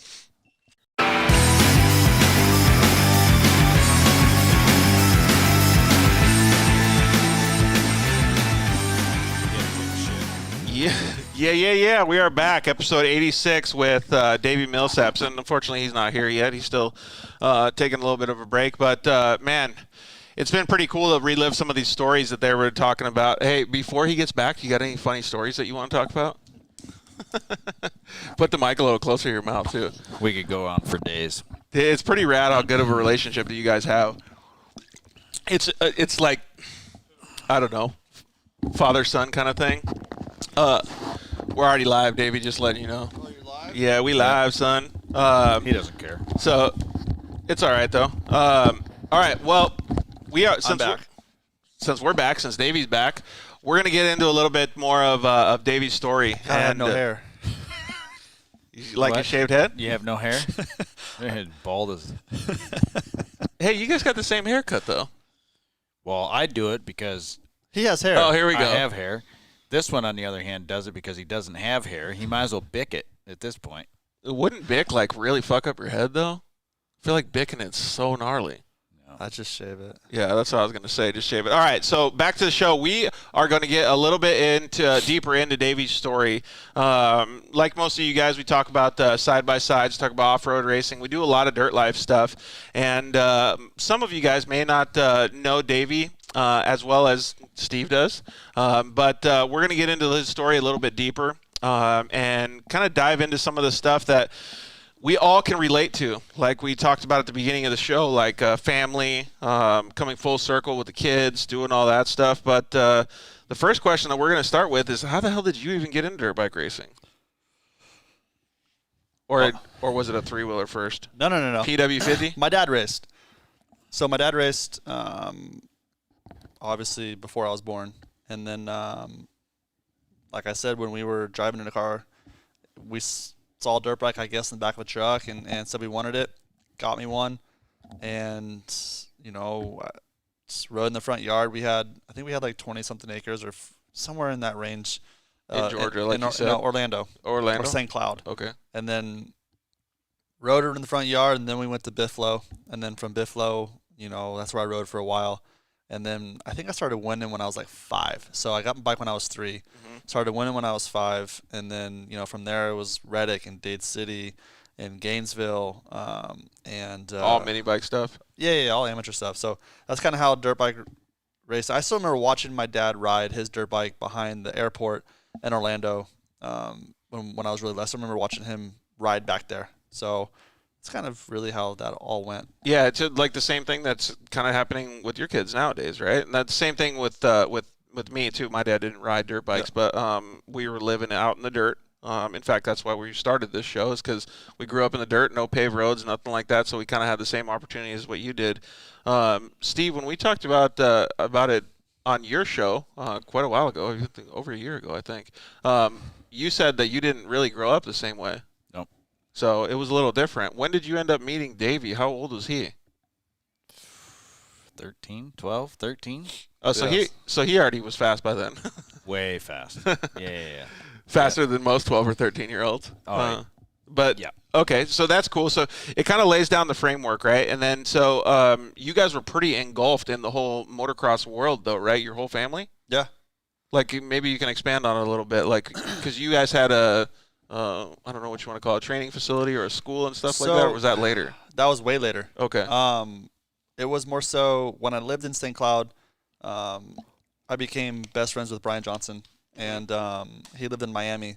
We convinced him to move up to St. Cloud to be my neighbor, and from there we rode almost every other day together, and then raced on the weekends together. He's 2 years older than me, so he's always in different classes, but we always raced against each other, or raced with each other and practiced. And then my family, my mom, dad, bought property in Cairo, and during that time, Jeff Williams had a track. We all went up to and rode in Cairo. So it kind of went from that, and then my place in Georgia became a place where everyone came to. Gotcha. And that's how kind of if you build it, they will come. Yeah, pretty much. You know, that's how MTF kind of was a thought process, was because my mom was learning everything from the schools that I had went to, and then everyone came over to my house in Georgia and riding with me. She would use me as an example, or if someone was better than me at something, she'd use them as an example. And then MTF sparked in it kind of just grew into itself. Well, yeah, then they bought land and created MTF, and that's kind of where it went. My mom and dad, split when I was young, and I was 12 when they split. And, my dad lives in Orlando. I think he's listening to the show tonight. He told me he was going to listen. And then, my mom stayed in Cairo and has MTF with Brian still. Nice. That's pretty cool that all that happened. Then, I'm sorry, obviously, but that your parents split, but that's cool that all of that stuff was able to come to fruition, because it doesn't just happen. You don't just build a track and then all of a sudden, like, it's hard work. It's like a lot of long hours. Yeah. You were obviously a catalyst to it. People want to come ride with you. When you guys first came over there, was it at MTF? You guys said, right? No, my place. Oh, at his house. Yeah. Oh, okay. I thought it was MTF when you guys were just talking about it. Technically. Yeah, I mean, you might as well call it. So. Oh, because it wasn't built yet. I got you. Yeah. So my place that we had was 100 acres in Cairo. Got it. And then for a long time, and we had it from, well, I guess not really, 98 to 99, I think, is when they bought the land. And then 2004, MTF came about. Yeah. Gotcha. So only a few years before it was an idea that, was created. It's pretty neat, though, like that you guys were able to put all that stuff together. Casey Peck just commented and said, "We heart scuba." Have you ever raced RC cars, Davey? I never raced them. Or like played with them? One time at a track with Scuba in 2013, we were sponsored by Horizon. Yeah. And it was Horizon, right? Yeah. And he took me to a track and to do it, but yeah, we did it as a team one day, I think. Yeah. And I suck at it. That track's no longer existing. Yeah, I was horrible at it too. But that's one of the reasons that we were connected with Steve, is because Casey Peck, my old co-host, he raced RC cars professionally, and he was with Horizon actually at the time. Gotcha. So yeah, it's pretty crazy. That's why I thought maybe you got to go out there, because dude, he was like wrench master on those things. I don't know, man. He's jack of all trades. He's a master jack of all trades. I like wrench master of RC cars. Yeah, wrench master of RC cars and captain and Cokes. Yep, got those down too. I think the captain's the master of him. Masters of him. All right, so you started going through all the ranks and stuff, and I don't want to tell this story because I don't want you to feel like it's boring or anything, but for a lot of our audience, it's interesting, right? Because at what point were you riding mini bikes, and were you wow, I really feel like I could do this, or were you just doing it because you felt like doing it every day? Where's the connection to being a professional? I never had. I don't think I've ever had to think about that type of deals. I know when it was just more so as it went, but I was winning pretty much everything as an amateur. Right. So for me, it was just. And did you look up to people like McGrath and stuff and be like, wow, I want to be like that? Well, yeah. I mean, MC, TP, and Carmichael for me. I knew Carmichael, obviously since I was a little kid. Right. And obviously I grew up, watching Travis, and who's not a fan of McGrath. Right. I had different things of each person that I liked. I loved, all three of them, but there was different features or characteristics of all of them. But for me, I think it was, I became, American Suzuki when I was 8, and then from that point, I just started winning and winning and winning more. And I don't know, when I was probably 9 or 10, it was more so like we got to take this a little bit more seriously. And that's when we moved to Georgia. And it became more of a everyday thing versus just a weekend thing. Gotcha.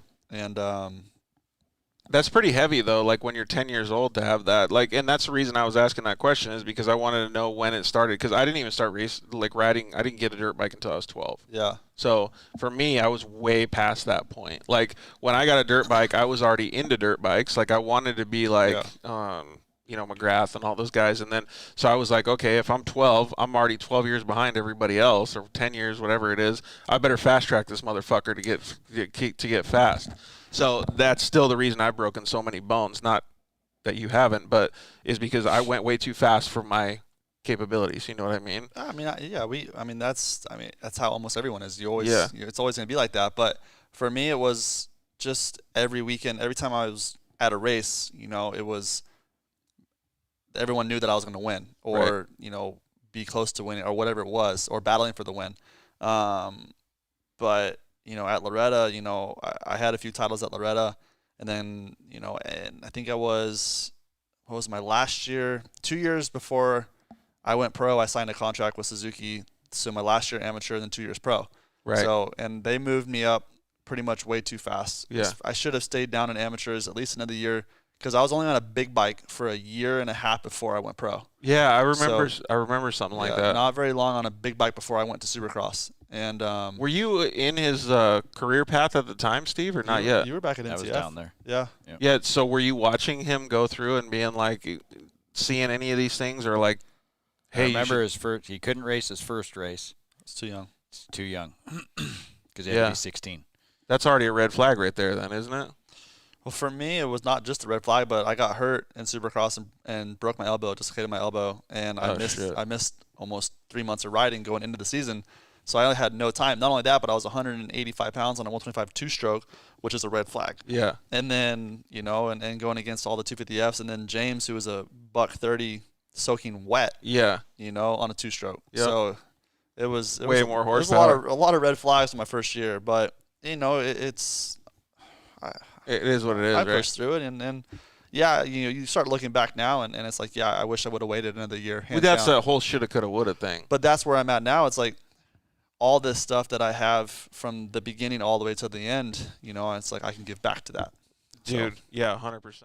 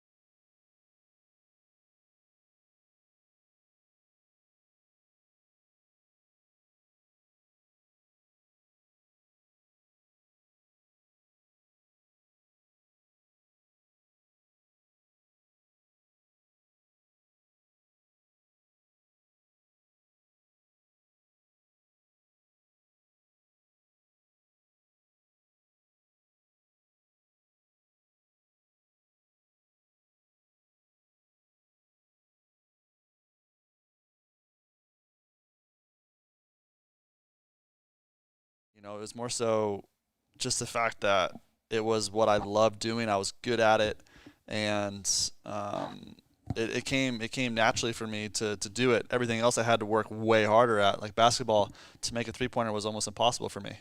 So really? Yes. So it was like, okay, motocross is way easier. Yeah, pretty much.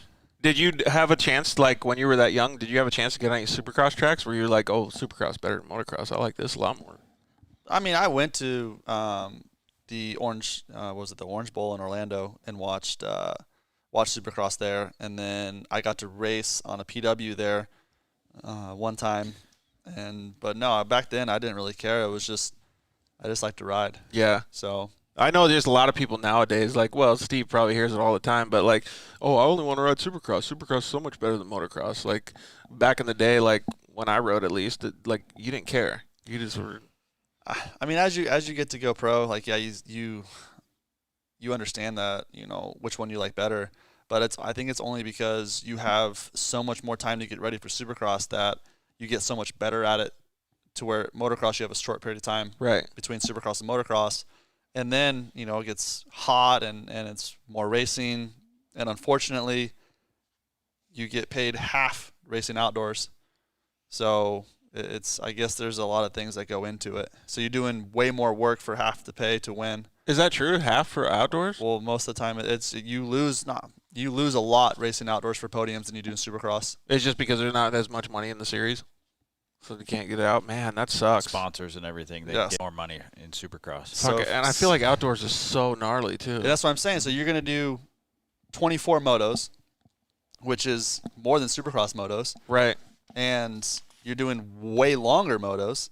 There's way more chance to get hurt for half the pay, and fucking hauling ass too. I mean, I get that you love riding dirt bike and it's all about fun and games, you know, and this and that, but yet it's still a job, right? You know, so I get why people lean towards Supercross more, because obviously you're doing this for a living, right? You know, you guys get up and do your 8 to 5 for a living, right? This is our 8 to 5, yeah. You know, like if we're gonna lean towards what we can make more money in. Yep. You know, and not to mention there's so many opportunities to have something potentially happen as well. Well, so going through all that, it's I don't want to say it's standard, but it's like you have this path that you're going down, and you want to like become a professional. Is there a time like when you're at Loretta's or when you're riding, you're like, wow, I could really, really like, I'm watching a Supercross race and I could probably beat that dude.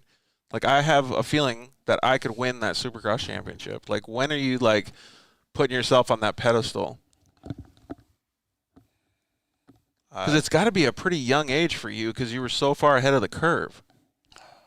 Honestly, like growing up, I didn't watch that much Supercross. I watched Really? a lot of outdoors. Really? I really didn't have TV in Georgia. But you were so good at Supercross. So just because you're practicing it, though? I don't know. That's crazy, man. You would think that even on the outdoor track, we had a set of whoops. So that's why I think, you know, the first time I hit a set of whoops, I was on an 80. And I couldn't do them to save my life. Couldn't do them. And every day there was no choice. I had to get through them somehow. So that's and that's where it came from. Yeah. So that just translated into my timing on a dirt bike was like always good. Yeah. Always good. Yeah. So the timing was there for me. The technical side of things, I had a lot of bike skills. So the technical thing was fine for me. So was there any time you ever got on a Supercross track, like, because now, well, Steve can attest to this, but now everybody goes out and they do every single jump first lap and all the rhythms. Like maybe throughout the night the rhythms will change a little bit because the conditions change. But was there ever a track where you got on and you were like, wow, I don't know what to do here. Like I'm gonna have to figure it out as I go. Or was it pretty like monotonous like what it is nowadays? I mean, back in the day when I first started, it was more so, what can we do? Yeah. You know, because the jumps were big. You know, you're on 250F, or it was obviously way more steep. Everything was crazy. That's because like now it's like not what can we do. It's like what should we do? Yeah. So now back then it was like what can we do? Like are we gonna make this? You know, to where now it's like how far can we go? Yeah, exactly.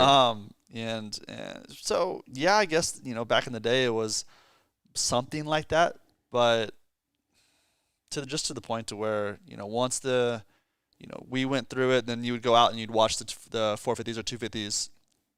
I guess it'd be 250s back in the day. Do it, then you're like, okay, like now we know what to do. Yeah, exactly. Just because if they could do it, like we had a chance of doing it.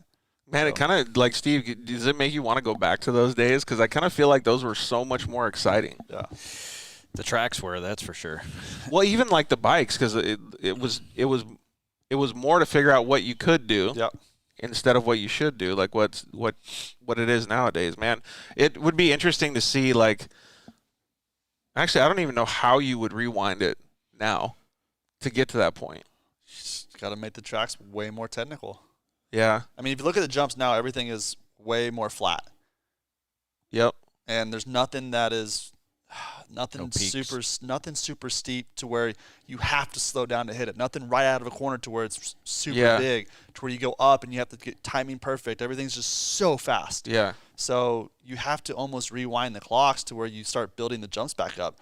Yes, granted, there could get, people can come up short, they can crash, but yet they're going slower they're though. going way slower. Yeah. So I guess it was I don't know. It's either here. 6 to 1, half dozen in the other. Yeah, exactly. What was the favorite bike that you ever rode throughout the years? I mean, dude, it could even be like an 80. Like I remember like having a Suzuki 80. I was like, holy shit, this thing's way better than all my other 80s that I had. Like so much bottom end. That was like my favorite. Which one did you have? It was like a 90. It was probably like right when you were born. It was like 90. I was born in 88. 96, I think. Okay, so yeah, because the 2085 is the one I designed. Oh, really? But I think my favorite bike of all time was my 2006 Honda 250F. Really? Hands down, probably my favorite bike of all time. No offense, Scuba, I love my 13 bike, but You've always said that. yeah, that 2006 250F was unbeatable. What was so good about it? It did anything and everything I wanted it to do. You could just turn it, like do whatever, you hook it? Anything. Really? Yeah, it was, granted, I had, Kehoe was my team manager. He was an amazing team manager. And then Shane Drewski was my suspension guy along with. John saying 91 or 92 for those bikes. So, yeah, it was a little bit before when you designed that one. Yeah, quite a bit. Yeah. But, yeah, the bike was just insane. The balance of the bike, the way it turned, the way it hit the whoops, it was my bike, So. Casey says there's no TV in Georgia. People in Georgia don't have any TV. I didn't have TV. My mom didn't allow it. Yeah. I don't even watch TV now. We had movies. Yeah. But so no, I didn't have TV, so I didn't really. You're not a current events guy. Yeah, when I moved to Georgia in 2000, I didn't. From that point on, I didn't really have TV. Yeah. It's crazy. Dude, I still feel like and this is a personal thing, but I feel like everybody would be better off without TV. Like my son would. Yeah. Like I haven't had TV since 2008, so. I totally get your point. And honestly, in Cairo, Casey, honestly, I truly don't know if there was nothing where I lived. I don't know that. You just didn't have it. We didn't have it. Yeah. But I don't know if it wasn't around back then because we were so far out in the boonies. Who knows? Cell servers sucked. It was Nextel. Yeah. But did you guys have those walkie-talkies? Yeah. Yeah. Yep. Hitting each other up. Yeah. Did they work like if you were in the town over or anything, or you had to be like real close? No, you go state to state. Yeah. Oh, so you could just be like wherever you want? Uh-huh. Yeah. Fuck, that's got to be annoying because especially the 50,000 text messages that Scuba's got Not today. back Like then. He barely got one back then. Could you imagine if you had the walkie-talkie in your pocket and work had to hit you up, dude? Oh, Holy shit. Beep, beep, beep, beep, beep. I'd be the only one red button for sure. The only one. That's the best. Depends on the day. No, that's every day. He doesn't answer nor call or anything. You said you called him, what, 5 times today? Oh, just because when he red buttons me, I just keep calling. You fucking called me twice. Liar. No, I called you twice, 2 or 3 times today, but I for sure text you a whole lot. Yeah, but I answered your text. You did, yeah. See, I'll call him, red button, and he'll answer a text right back. Because I'm usually in the middle of something, and I'm usually taking a shit. That too. Can't ever get a chance to take a phone call. No. I'll get a message on the shitter. Exactly. Okay. Or He's just busy. send him the the shitter emoji. Yep. So since we're on the topic of scuba, what's your favorite scuba moment? Do you have one from back in the day? Or maybe it was recent. I don't know. Maybe it's even more specific, a scuba captain moment. I don't know. That's all the time. You probably gone fishing with him a bunch, no? No, Once. fuck no, he hates it. Really? One Dude, time. One time. And I told you, Steve, like my patience level would never be successful at. Dude, I'm ADD as fuck. I can't go sit in the boat, or even on the shore. So he came to my house. I had a house before the one I have now in Havasu, and he came there, backed the boat up. What are those stupid things you have in the back? Power poles. Yeah, power poles. Put one through the ceiling of my garage. Oh shit! Fantastic. We got up in the morning, went down, we got donuts, and then went out fishing, and we weren't catching anything. And I'm like, I'm over it. I'm just gonna chill, and we had a drink. And next thing you know, what is it? The Havasu Park Rangers. Yeah, park rangers pull up, and I wasn't fishing at the time because I didn't have a license. Yeah, I would have got busted hard. Oh really? He got a ticket. So yeah. I'm like, I'm lucky that I. How much that ticket? Well, for me, it would have been like what, 300? Yeah. Yeah. I didn't have my license on me. Oh really? So I got lucky that I put my pole down already. I was just sitting there. I was having a drink and watching him try to fish. And because it was windy that day or something was going on, it was bad. It was bad. It was blowing. But I don't know. So what did you just call it? Retired after that trip? You're just like out. Yeah. So Brian Johnson, like I said, he basically like my stepbrother. He loves fishing, hunting. And we used to get up in the morning in St. Cloud and go. He had a pond behind his house. So we go fishing there, and I suck at it. I think the first time I'm like, dude, what's this thing? It's hitting the hook. Like, what do I do with it? You know, like I was little though, and from that point, the first time I ever fished was with him, and I was probably 9 when I first started fishing with him. I just don't like it. You're just bored of it. Yeah, I just can't sit there for that long. Like I don't know how to do it. I can definitely give like appreciation to good fishermen. For whatever reason though, I have good luck, Steve. So if I throw something out there, usually something will come back. So perfect. But I can't sit there. So usually I'll go eat a sandwich. Somebody will be like, "Hey, shit's moving around," and go get it. Like there's a big bass fisherman that lives near me in Havasu. Yeah. And I mean he's gone all the time. He has a big ass house, so he must do pretty good with bass. Oh, he's like a pro? Yeah, Dean Rojas. Dean Rojas. Oh, so he's a badass then. Oh, right on. Yeah. Well, so getting back to the question, what's your favorite I was gonna say, I'm funny trying to scuba? think. Well, there was a few in motocross that we I could have talk. a lot in my head.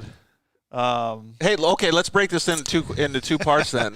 Let's do like a public one that somebody may have seen already, like on television or Supercross, or maybe in an image or something that you've had with Steve at a race that's been like a good one, and then we'll go back and talk about something that's really fun. I can't. Besides him trying to go to the gym with us in the morning in Tallahassee. What's that all about? Steve's not a workout guy? Basically, I was a goddamn babysitter for him, Brian, and Martine there for a while. Okay, and then it just fell into your lap, or what? Because he's the only one that could drive. Yeah, the only one that had a license. So off I go, take the 3 knuckleheads all the way to Tallahassee to the gym. But he wouldn't go. Okay, so there's a shortcut through a dirt road that saves you about, no lie, at least 25 minutes. Yeah. Dang! And he wouldn't do it because he didn't want to get his car dirty. Yeah. I mean, I don't know if that's. But it was only maybe a mile in dirt road, and I'm like, dude, we live in Georgia. Nope. Didn't care. We took the long way. Yeah, it was the long way for sure. I mean, honestly, dude, there's. Where would we go after that? The smoothie place. Oh, tropical smoothie. Yeah, there we go. That was so good. Mm-hmm. Was that place really good?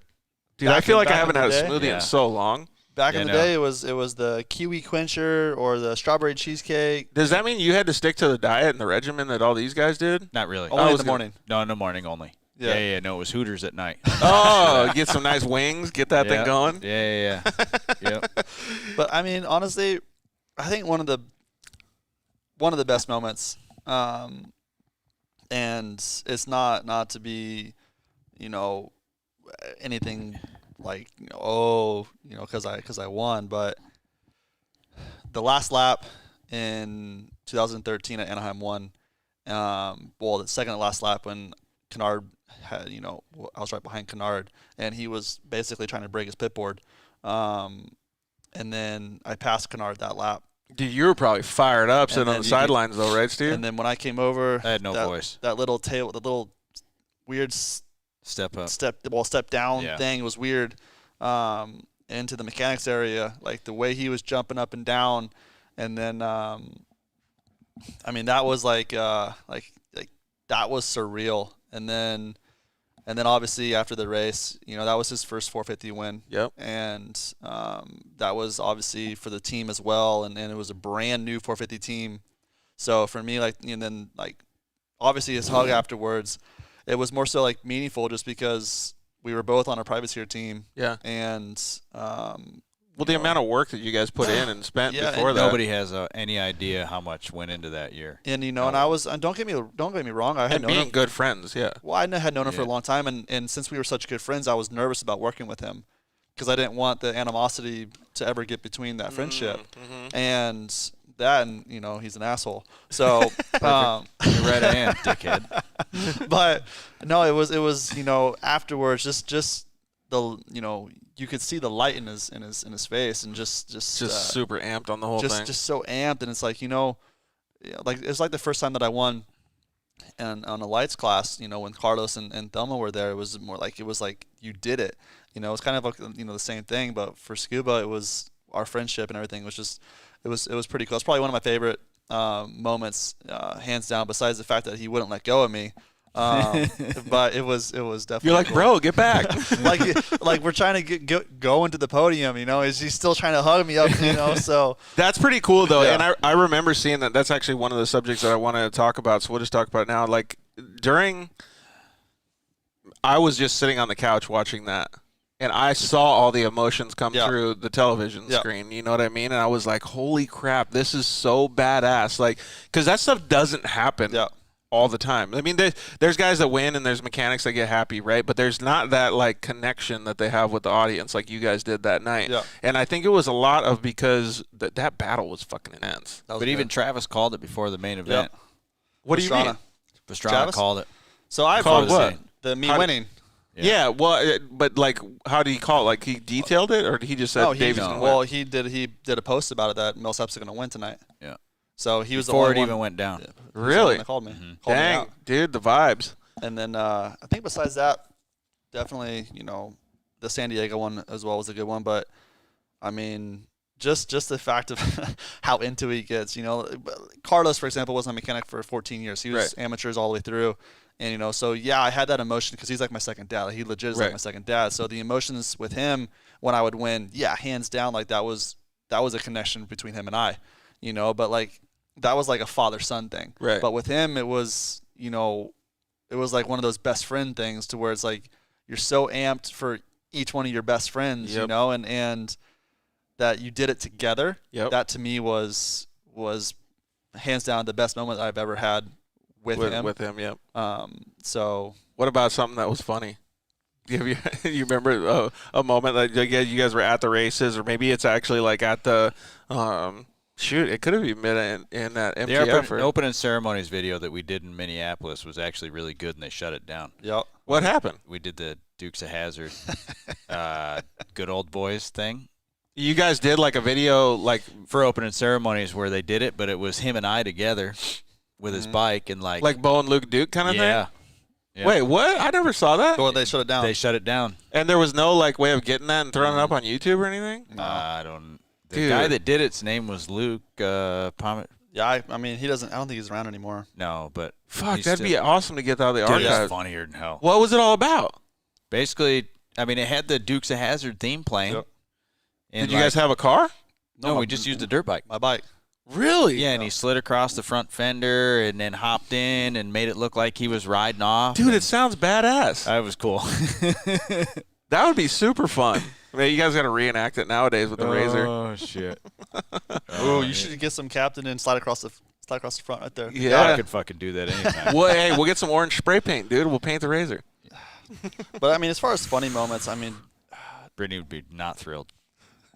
I don't like the color orange anyway, so I don't know, man. Like, my memory's not that good back in the day about like you almost had to be there. Yeah. I mean, he put his finger through my foot peg a few times. That was kind of funny, not gonna lie. But I used to have to put tennis balls on the foot pegs. They were that sharp. Yeah, I can only imagine. But yeah, I'm not. God, what? I don't know. You have to know some funny ones. Yeah, oh, John said scuba seems like my kind of dude, so he must like fishing too. Or maybe. Shit. Getting put on the spot with funny stories. I don't know. Have you ever thought about racing four wheels ever? Like, I know one of the dudes at Polaris, and I hit him up. I know someone at Can-Am, and I hit him up, and I'm just like, dude, if you guys ever need one, just let me know. I was sitting on the couch. I was like, how do you drive it? Are you a good driver? I don't know. Oh, you just try it out. I would just try it. Yeah. But for me, then I got the call from Carson, and I'm like, I'm good over here. I'm enjoying that. So, what if you just did something like VIP, like somebody asked you, hey, come down to this race and come drive with us for a little bit, and would you do it or no? What I'd actually drive? I'd drive, yeah. Passenger seat, I don't think so. You're not a good passenger? Yeah. A lot of people actually get sick in the passenger seat. I would get sick. Yeah. So. Just because you're shaking around and you're not, like, you got to read all these fucking GPS. You get sick when we went up to the thing that night? A lot of people. I stayed focused. A lot of people get sick when they're in the passenger seat, though. Yeah, I get car sick real easily. When I hit my head, I lost my car sickness. I was so happy. You're like, yes. I'm like, yes. And then it came back. I'm like, damn it. Fuck. Son of a gun. That does suck. That would be kind of cool to see you get in something with 4 wheels, though. I might know a guy that might. I'm going to get in my truck when I leave. You think he could do good in 4 wheels? Like on a Razor or something? Like if he was going to go race in the desert? How do you see? Like, is your vision pretty good? Since I hit my head terrible. Oh, really? I used to have 20/20. Now I can't see what any of that is. What are glasses in the car? Yeah, but what about like? Help. Really? I've tried every glass and I still can't see. They're like, oh, the doctors, all the the neurologists, like, you have, for my injury, I have to get LASIK. Yeah. And I'm like, I don't want to get LASIK. Yeah. Just leave it the way it is. Yeah. Do you still ride dirt bikes at all? Like, you still go out and cruise or no? No? Got one at the house. Guess who's got to work on it? I just got one. You did? I just got a gas, and just the 450, the stock. Yep. And I put wheels on it. I put a pipe on it. I put clamps on it. Bar mounts, the handlebars. Got it all dialed for you. Levers, pegs. You know a guy who works on it? Sprocket. No, I did this all myself. Oh, nice. So I'm gonna ride on Saturday with my son at Kahia, and I'm like, I'm coming here. Scuba, can you please just go through it and make sure I'm okay? I know the cotter pins and the foot pegs I didn't do because I was over the foot pegs, so I just left them. So I know I have to do the cotter pins, so you can remember that I have to do cotter pins. But I couldn't get the front sprocket off because I don't have an impact wrench and that thing was freaking tight. Yeah, exactly. So, but no, I brought it here for him to go through to make sure I'm okay and help me put graphics on it. Oh, wow. Casey just commented in and said that Davey and Steve sent me a care package when I was recovering from my brain surgery. It made a huge impact on my attitude after healing up. That's pretty awesome that you guys did that.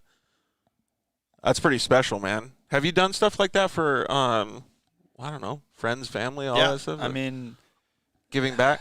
I mean, I give out, honestly, like when I hit my head and I retired, I had a lot of people hit me up about jerseys, and I know I probably told them, yeah, I'll send them. But then, like with my brain injury, what was going on, I lost track. A lot of my memory, and all my stuff, I can't find it. Yeah. So I don't know who I was supposed to send stuff to and whatnot, but I know I was supposed to send a lot out.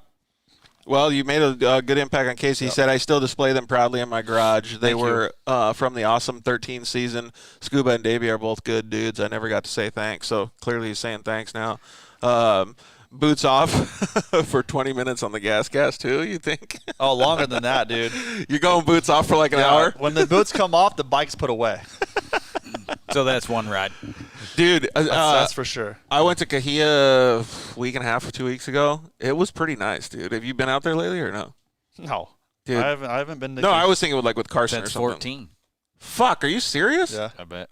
What? Dude, it's pretty good. Now, it's not as nice as it was. No. I went in 16. I went in 16 when I with KTM. Oh. So 16 was the last time I was there. They shortened the track up a little bit. Well, you can ride. There's another track that you can ride on the back. I'm not worried about how long. Just going. I'm just going to go ride with Dane. I haven't been on a bike in a year and a half. Nice. So I'm not in any kind Does that mean that you're going to the track this weekend, Steve? Yeah, bicycles. bicycles. Gold Cup and state qualifier. But that's cool, though, man. I'm stoked that you got a bike and you're getting back into it. I've been talking to Steve about getting a bike as well, and I'm going to be a big off-road guy now, so he's talking about the 350. What's the model? EXC. Not the sport one, but just the big gas tank. I'll probably have to put a bigger gas tank on it because I'll be I can last forever, so I could just go like miles and miles and miles, and so I'll probably want to get as much fuel economy as I can out of that thing. I know, It's rough, dude. I know. Trust me. Like my life has turned into being like track guy, motocross guy, to now being like explorer guy. So it's just the way it's been for me. But I still don't have the patience level to sit in the boat and do that stuff. So riding is fine. I'll sit in the boat. Yeah. Okay, so if you are thinking about racing 4 wheels, definitely let us know. I think it would be pretty cool to see you get behind the driver's seat of one of the cars, even if you just made a VIP and just did like a segment at a long desert honestly, race or something. if someone was like, hey, we don't care how you do, we don't care if you wreck it, just come race. Those are the opportunities that I get now, so that's why I'm saying like. I would. You know, if it was on a weekend where I didn't have anything conflicting, yeah, I'd go. Yeah. It'd be cool to see you do it, like not because you're gonna get hooked, not because it's gonna change, but it would just be neat to see you get out there and do it, because it's always appealing to me and to everybody else that's in our audience to be able to like, wow, this dude used to haul the mail on a dirt bike, and now look, he just jumps in for the first time and he's still hauling the mail, like, because it always works out like that. My father-in-law and brother-in-law they just always say like, you need to race four wheels, and. The vision is really crucial, though, because you got to see way further away. Yeah, like, I mean, when it comes to big things, I can see it. It's just but you got to be able to the see writing like, that's happening right now. You got to be able to see that. Yeah, I can't see any of that. I can make my name out at the top just because you know who it is. Yeah, but I can't see anything else. But so, like, the vision is crucial in four wheels because you're almost looking twice as far ahead as you would on a dirt bike. So, but I didn't. No matter what, I think you'd have a good time. That's the whole point. Sure. This was the question that we talked about before. Who's your Mount Rushmore of motocross? Like, who's your all-time 4 favorite dudes? 4. Dude, they could have even been somebody like right now or somebody that you were competing against. No. You're going like old school? Yogi. Dude, that's a good one. McGrath. Yep. TP. That's a good one. Carmichael. Carmichael's kind of default. McGrath are kind of default, though, right? Well, I grew up with Carmichael. Right. I rode with him when I was on 60s and 80s. All right, let's take them out of it then. You can't pick Carmichael and you can't pick McGrath. You got to pick Rushmore with the other two, with 2 other replacements. Who are you going with, Steve? With not picking McGrath and Carmichael? Yeah, you got it because they're already like default. So you got to pick some other dudes. I would say K-Dub. Ooh, that's a good one. Oh, I'll take K-Dub. I'll take K-Dub. Yogi. Mm-hmm. And Yogi's such a good pick, dude. Dude, I just remember when I was growing up watching him ride, it was like so fluid. Shit. I mean, honestly, you're kind of it. I'm gonna have to go James. Just because he was so fast? Well, I grew up with him as well. You know, he's from Haines City. I'm from St. Cloud. We're only 30 minutes apart. I grew up riding PWs with him. Yep. You know, it's James. Yeah. You know, I love Big James. I love his dad, and he was really good friends with my dad, and we were just all, you know, we were all good friends, and he was my teammate at one point. So for me, like, yeah, he's one of the greatest to throw a leg over a dirt bike of all time. Like, yeah, of course. Those are good picks. And Steve left one out because he's only got 3 on his. He's picking you as the last one, I heard. I mean, he could be. I mean, one of the most talented guys on a motorcycle. Well, so that's where I was leaning at. The reason I asked that question is because there's a lot of people in our audience and a lot of kids that would actually pick you. You know what I mean? Like, there's so many moments. And I know everybody talks about that race with Kennard and goes on and on about that. But that race was so inspirational and so motivational to so many people because it was so good. Like, it was one of, if not the best races of the last decade. Like, that one in Salt Lake City the same year was probably the 2 best races that I've ever raced. Yeah, that's what I mean. And the one in Anaheim, I think, stands out more. Yeah. But San Diego. It was San Diego? No. San Diego was another good one. Led the whole thing. That was the first time that I ever got the whole shot and led every lap without getting passed or having to pass. Like, I led all 20 laps. That was the first time I ever did that. When you got done with that race, how do you feel? Like, were you just like, wow? I'm like, I just led every lap. Yeah. That was pretty freaking cool. Yeah, we just like deep breath. Like, and I won. No, I didn't win the heat race that time. Or did I win the heat race? No, I didn't win the heat race. I got to James. So, dude, James was on it that day. Yeah. And you still got him. Mm-hmm. He got a bad start, and I think something happened, and Barsha was behind him the whole time. I think he crashed coming out of the whoops. He did. Yep. So him and Reed together. No, he crashed in the turn going into the whoops. Yeah, it was something. But dude, you still got a pretty good memory, man. I remember that year. I can remember damn near everything about it. Everybody that I've usually worked for, like, obviously that was the last year I really worked for somebody. Right. So I can remember it like it was yesterday. Mm-hmm. Dude, that's so cool. It's pretty crazy because, and you got to wait, like, go to sleep at night thinking, man, like I did, like, well, actually, let's play the opposite thing. Is there anything that you were upset about that year? Huh. Like, were you like, fuck, I meant, like, what? Pick Steve. Pick him. Hey. He knows. He knows exactly what it is. Yeah. Oh, you don't want to talk about it? Dude. But all the rules? Which ones? The ones that didn't exist? Yeah, no shit. Actually, I could go with 2 then. Yeah, but St. Louis was one that sucked. What happened? They just, the rules are just the rules are different. Black and white. They're gray. They're not even black and white. They were gray that night, and he got hit by Kennard. And Dungey. Yeah, it wasn't like intentionally. They just somebody was down on the triple, and I think it was Villo for some reason. Or maybe he was in the back. I can't remember. It was Canary.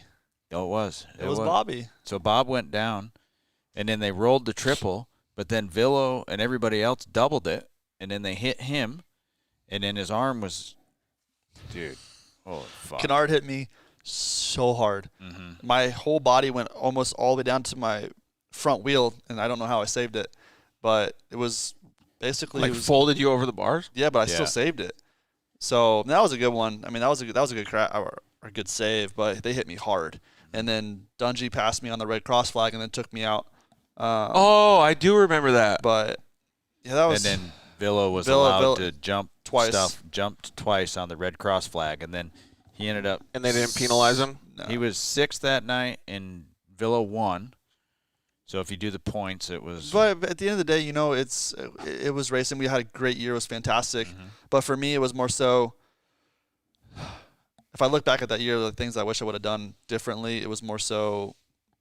As I started to get through the season, I hurt my knee, and I just wish I would have. I think toughed it out a little bit more. You can only do so much, though, right? Yeah, but there's the thing. Like, did I do all of it? And that's that whole thing we just talked to. Hindsight's 20/20, dude. Yeah. Like, so for me, it was I packed up from Georgia when I hurt my knee, and I went back to California, and my season started to come back around, but it's just one of those things you just don't know.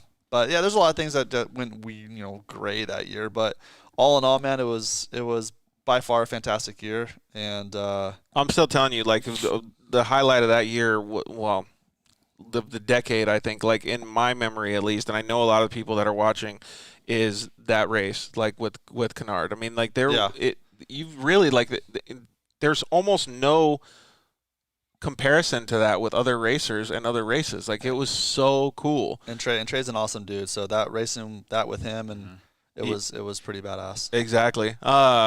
Casey said that Rick Johnson, K-Dub, Stewie, and Doug Henry. That's a pretty good Mount Rushmore too. And then Coleman said he had Yogi's jersey and Millsaps Honda jerseys. I wonder what year that was. Well, for me on Honda, yeah, 6, 7, 8, 9, 10. So I wonder when you got that jersey, Coleman. That would be cool. Larocco jersey and Dundee jersey, donations, both autographed. Damn, dude. People got some serious jerseys here. Man, I wonder how many jerseys you gave out compared to how many you wore. Dude, could you imagine, like, 20 times as much? Like, it's got to be. Yeah. Easily. That's crazy. Do you remember any, like, instances when you were in the signing autographs and stuff? Like, what was the craziest thing that you ever had to do? Yeah. Trying to think. I don't think. Yeah. I never had anything like crazy. It got like crazy fans? Well, yeah. Yeah, there's always crazy fans. I know. I love that, though, dude. Like, those stories are so cool. Not that I know, like, through his years or whatever, but like, dude, in 2013, the fucking line was insane. Even at the first round, it was pretty long, but then after that, I'm telling you, it was like I had to cut it off. Like, really, nobody else had the balls to do it. I'm like, all right, that's it. Yeah. I mean, there's people that dress up as squirrels and stuff like that in Atlanta. And nice. Yeah, that was always fun. But yeah, I mean, when I first went pro, and then you ever had to sign anybody's baby? Yeah, I did. But holding the babies was the weirdest thing for me. That's got to get scary. And because I didn't know really what to do. Plus, it's somebody else's baby. And then like when I was somewhat teammates with K-Dub, he was just all about it because he had 8 kids or something, and I think he only had like 2 at the time. But he would just, take him, hold him, whatever. And I'm like, then when I had Dane, then it became more so like, oh, yeah, no big deal. But I think at that time it was just odd. I don't want to break it. Don't know what to do. Casey commented in and said, you had such a great career. 2013 was so inspiring for so many people, especially us lanky dudes. Hey, so fun fact that I learned today, Casey, is that Davey is not one of the ones with the longest legs. He's actually just a big guy. Just have a long torso. Yeah. Well, what was the thing that you said before the show? You measured. In 2009, I was teammates with Tedesco. Obviously, if Ivan ever hears it, he obviously knows he's short. But he always said, "Oh, you're only good in the whoops because your legs are so long." I'm like, dude, how long are your legs? Let's measure. And I'm like, there's no way. So we measured from ground to hip, and we were identical. And I'm like, no more excuses. Yep. So just pin it, bro. Yeah, just pin it. From that point on, he never really could say much because my inseam was his inseam. Yeah. So that's funny that you say that though, because like it really does bring light to it. Because I do have long legs, and I was still never good in the whoops. So now it makes me feel like, dude, I was just being a pussy the whole time. Like I should have just went faster. And Casey's like, he's a freaking maniac in the whoops. He can do so well.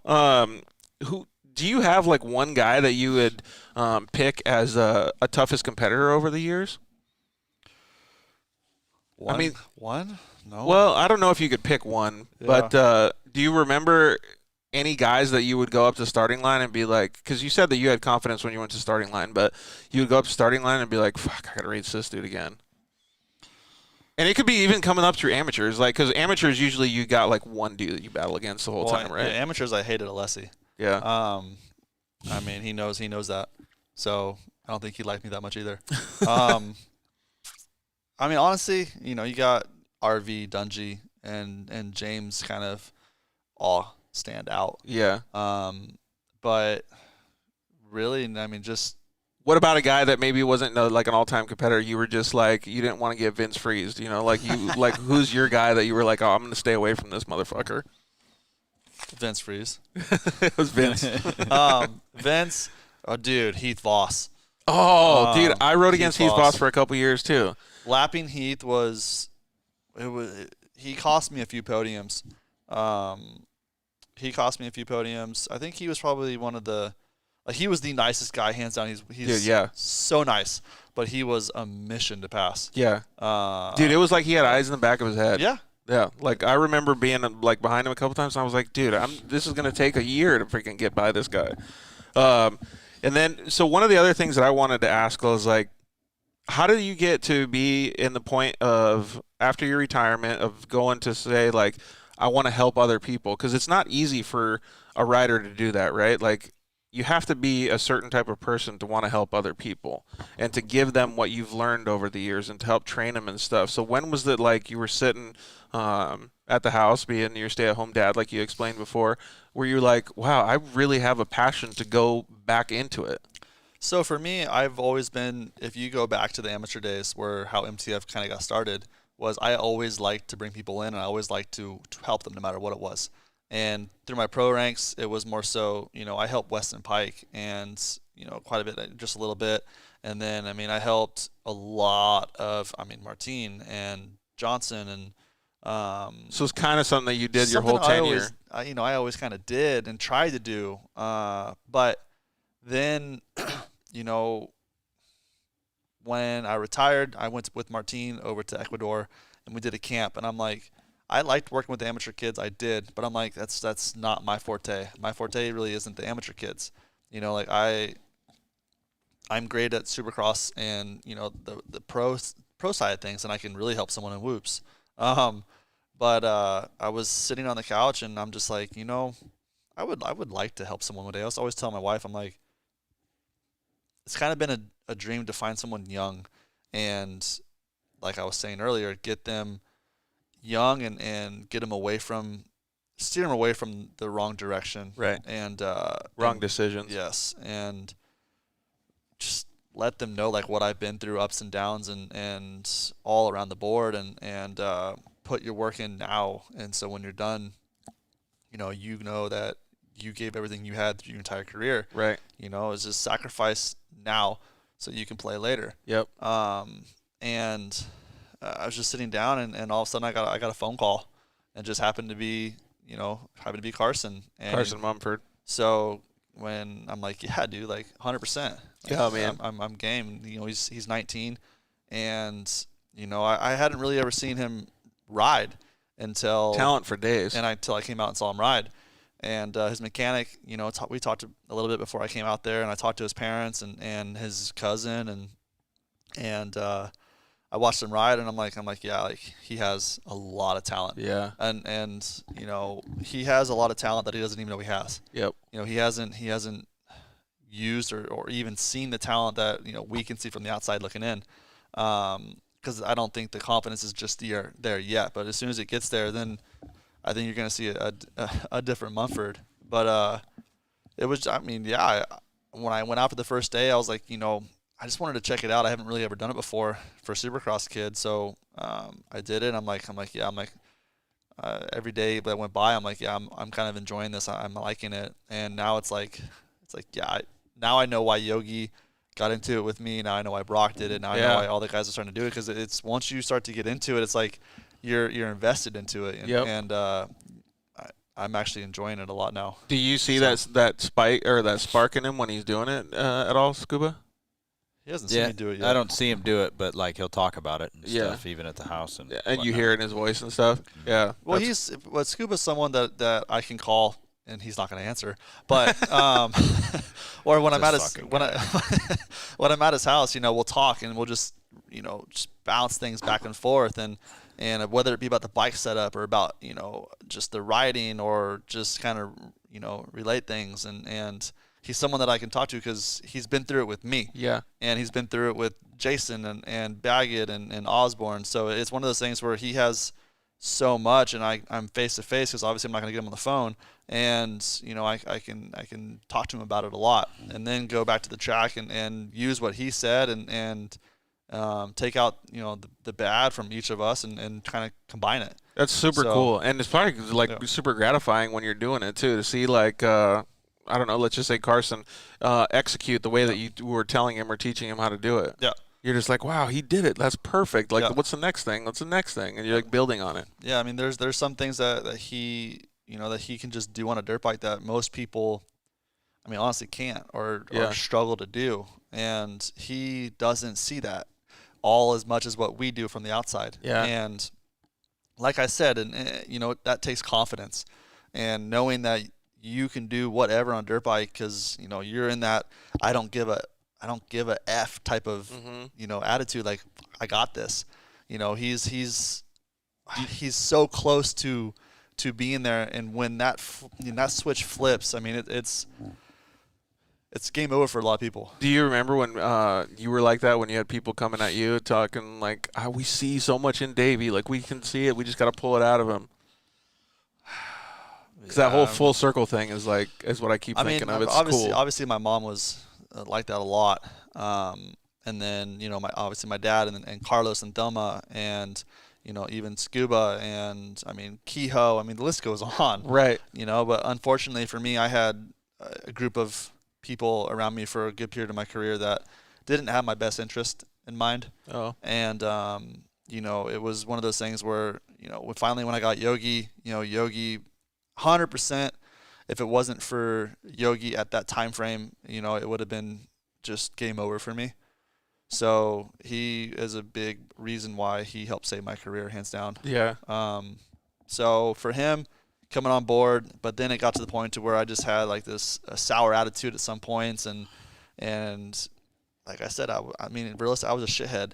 So for me, it was I was waiting for that. You gave it to him. Yeah, I did. I relied on my talent way too much versus hard work. And one thing I look back at regretting the most in my entire career is not sacrificing the hard work, you know, sacrificing everything to put in the hard work and my talent combined. So Well, I don't disagree with that statement at all, but you got to be a little less hard on yourself because everybody, it doesn't matter whether you're sitting behind a computer, being an accountant or anything, everybody gets to a point where they get burnt. Well, it's not even about getting burned. It was more so just living off talent. And, you know, even though I got beat, but I was okay with one of those things. This guy. What? When they were younger, okay, used to take their bicycles, you, Johnson, Martine, and I forget who the hell else was with you guys, and they would take off on the bike rides, right? And then they'd go. On road bike rides? Yep. And then into the ditch. What do you mean? They'd hide in the ditch. For what? My mom would come find us. Yeah. Well, she would try to come find us, or she'd be. Oh, because you didn't want to go on a bike ride. We didn't want to go. We didn't want to do anything like that. Gotcha. You know, just using those as one of the stories. Yeah. But the best part about the thing is she used to set the cruise on what? Oh, 16 miles an hour or something like that. I forget exactly. And she put the cruise on, and we have to go. She got to the point where she started figuring out that we weren't doing it. That's like Rocky status, dude. So she put it on cruise, and we'd have to go as fast as we can, obviously, to get away from her so we have a cushion. But that she wasn't moving. No. I promise you that. She wasn't going to move. No. That's crazy. So, but no, I mean, for me, I'm not being hard on myself. It's more so like, this is what I'm talking about as far as I can relay that back into somebody. Right. It's like, you know, look, dude, like, my career would have been so much better had I put the effort that, for one, Yogi tried to instill in me every day, and even before that. And my career would have been, you know, way better. Yeah. But I mean, yes, I had a great career. I did. I had a good career. I had a career that, you know, 99% of the people that I raced against would love to have. Yeah, 100%. But it's one of those things where it wasn't the career that I wanted to have. Yeah, but that mentality that you carry because you're hard on yourself is what makes you good at helping other people. And that's why I think I can, you know, what I have to offer is all that stuff. Yeah. So. And you understand that you don't want to have anybody else have that same feeling inside or whatever. What do you guys usually do now? Like, do you still go on bike rides? Do you still do training for yourself or no? Yeah. I had a mountain bike race that I was supposed to do with my buddy Scott back in March or April, and it got canceled because of snow. Oh, man. And then, but now he actually called me last week and was like, dude, let's do a half Ironman in October. And I'm like, damn it. I'm like, okay. So we have a half Ironman coming up in October. You think you're going to be ready for it? Have you ever done a triathlon? Yeah, I've done an Olympic and a sprint, 2 sprints and an Olympic. And I think so. Yeah, 2 sprints or 1 sprint, whatever it was. But I did an Olympic, and then but the run, hands down, no way on the knees? on God's green earth will I ever be ready for the run. Yeah. But the swim and the bike, yeah, fine. You know, got it. 1.2 and 56, yeah, okay. Now, am I going to win? I don't care, but I'm just going to do it. Dude, I tell you what, I was fucking smoked after my half Ironman. Yeah. Dude, smoked. Like, I trained for 2 years for it, and I got 6th in class, so I didn't do too bad. But fuck, man, was I beat. But swimming, I can swim like a fish. Like, I'm fine with swimming. Oh, really? Yeah, I couldn't. Yeah, see, I'm fine with swimming. I was drowning. Where are you going to do it at? Do you know? It's in Tempe. Oh, okay. Yeah. So that'll be pretty good. You only swim in the lake, not in the ocean, at least. It's in the channel or the canal, whatever it is. Yeah, that Tempe Lake Center or whatever they have there. I have no idea. Yeah. So it's not ocean water, so that's good. I won't swim in the ocean. Though, dude, I got so scared. I was practicing in the middle of Oceanside, like in the harbor, and I was like, oh my God, dude, this is sketchy. Not happening. Yeah. So I'm right there with you. I'm floating bait. Dude, that'd be cool though. I'm gonna definitely pay attention to There's a lot there. I'm gonna pay attention to your Instagram when you guys do that. You said October? October. Nice. Did you guys already sign up for it or whatever? He signed up for it. I have to sign up for it still, but you got to make sure you get in because there's like I know certain restrictions and all that shit. So I'm gonna sign up. I was gonna sign up this week for it. Dude, I'm pumped that you said that. I'm stoked for you to go out there and do that. The bicycle ride, I think you'll freaking knock that out, no problem. I mean, we'll see by then. I mean, my main goal for next year for 2022, Yogi wants to do it with me. We want to qualify for Leadville 100. We want to do Leadville 100 because we did the 50. We want to do the 100. What is that? The mountain bike race. It's called Leadville 100. Yeah, so it's in Leadville, Colorado. So 100 miles. Yeah, but you're talking 11,000 feet elevation that you're in. You don't get altitude sickness or anything, do you? No. Yeah. So, but you know, 12,000 feet of climbing or something like that. So how long is it? Like 6 hours? No, for me, like my goal for like Yogi and I are talking about, like we would love to make it to where we get the big belt buckle, which is like 8.5 and under, 8.5 hours. So I think it's like 8.5 hours. Like if we could do that, great. If not, we want to be under 10. Got it. So it's gonna be a long ass time on a bicycle. I was gonna say, like, depending Because on honestly, dude, like I'm too big. So for me, climbing, that's 12,000 feet of climbing. yeah, I'm shot. that's a lot of effort. That's a good ass goal to have, though. Yeah. So I have You want all to do it, Steve? Nope. I'm good. I'll go fishing. Yep, I will. You'll definitely fish for 8 hours. That's pretty cool. Are you gonna race that same bike? What's the bike that you My have? Epic? Yeah. Yeah. Nice, dude. That'll be freaking awesome. So I know a lot of guys that are listening to the show right now are probably interested in those races, and that's next year. Yeah, Yogi and I want to do it next year, but we have to qualify for it. We're either going to try to qualify before it to get in, or we're going to do the stage race, which is 3 days of the same course, but it's over 3 days. Yeah. And we do that, we get in. Mm-hmm. So we're going to either Is it like the week before or something? Yeah, kind of. Whew, you're gonna be burnt that week, dude. Oh, yeah.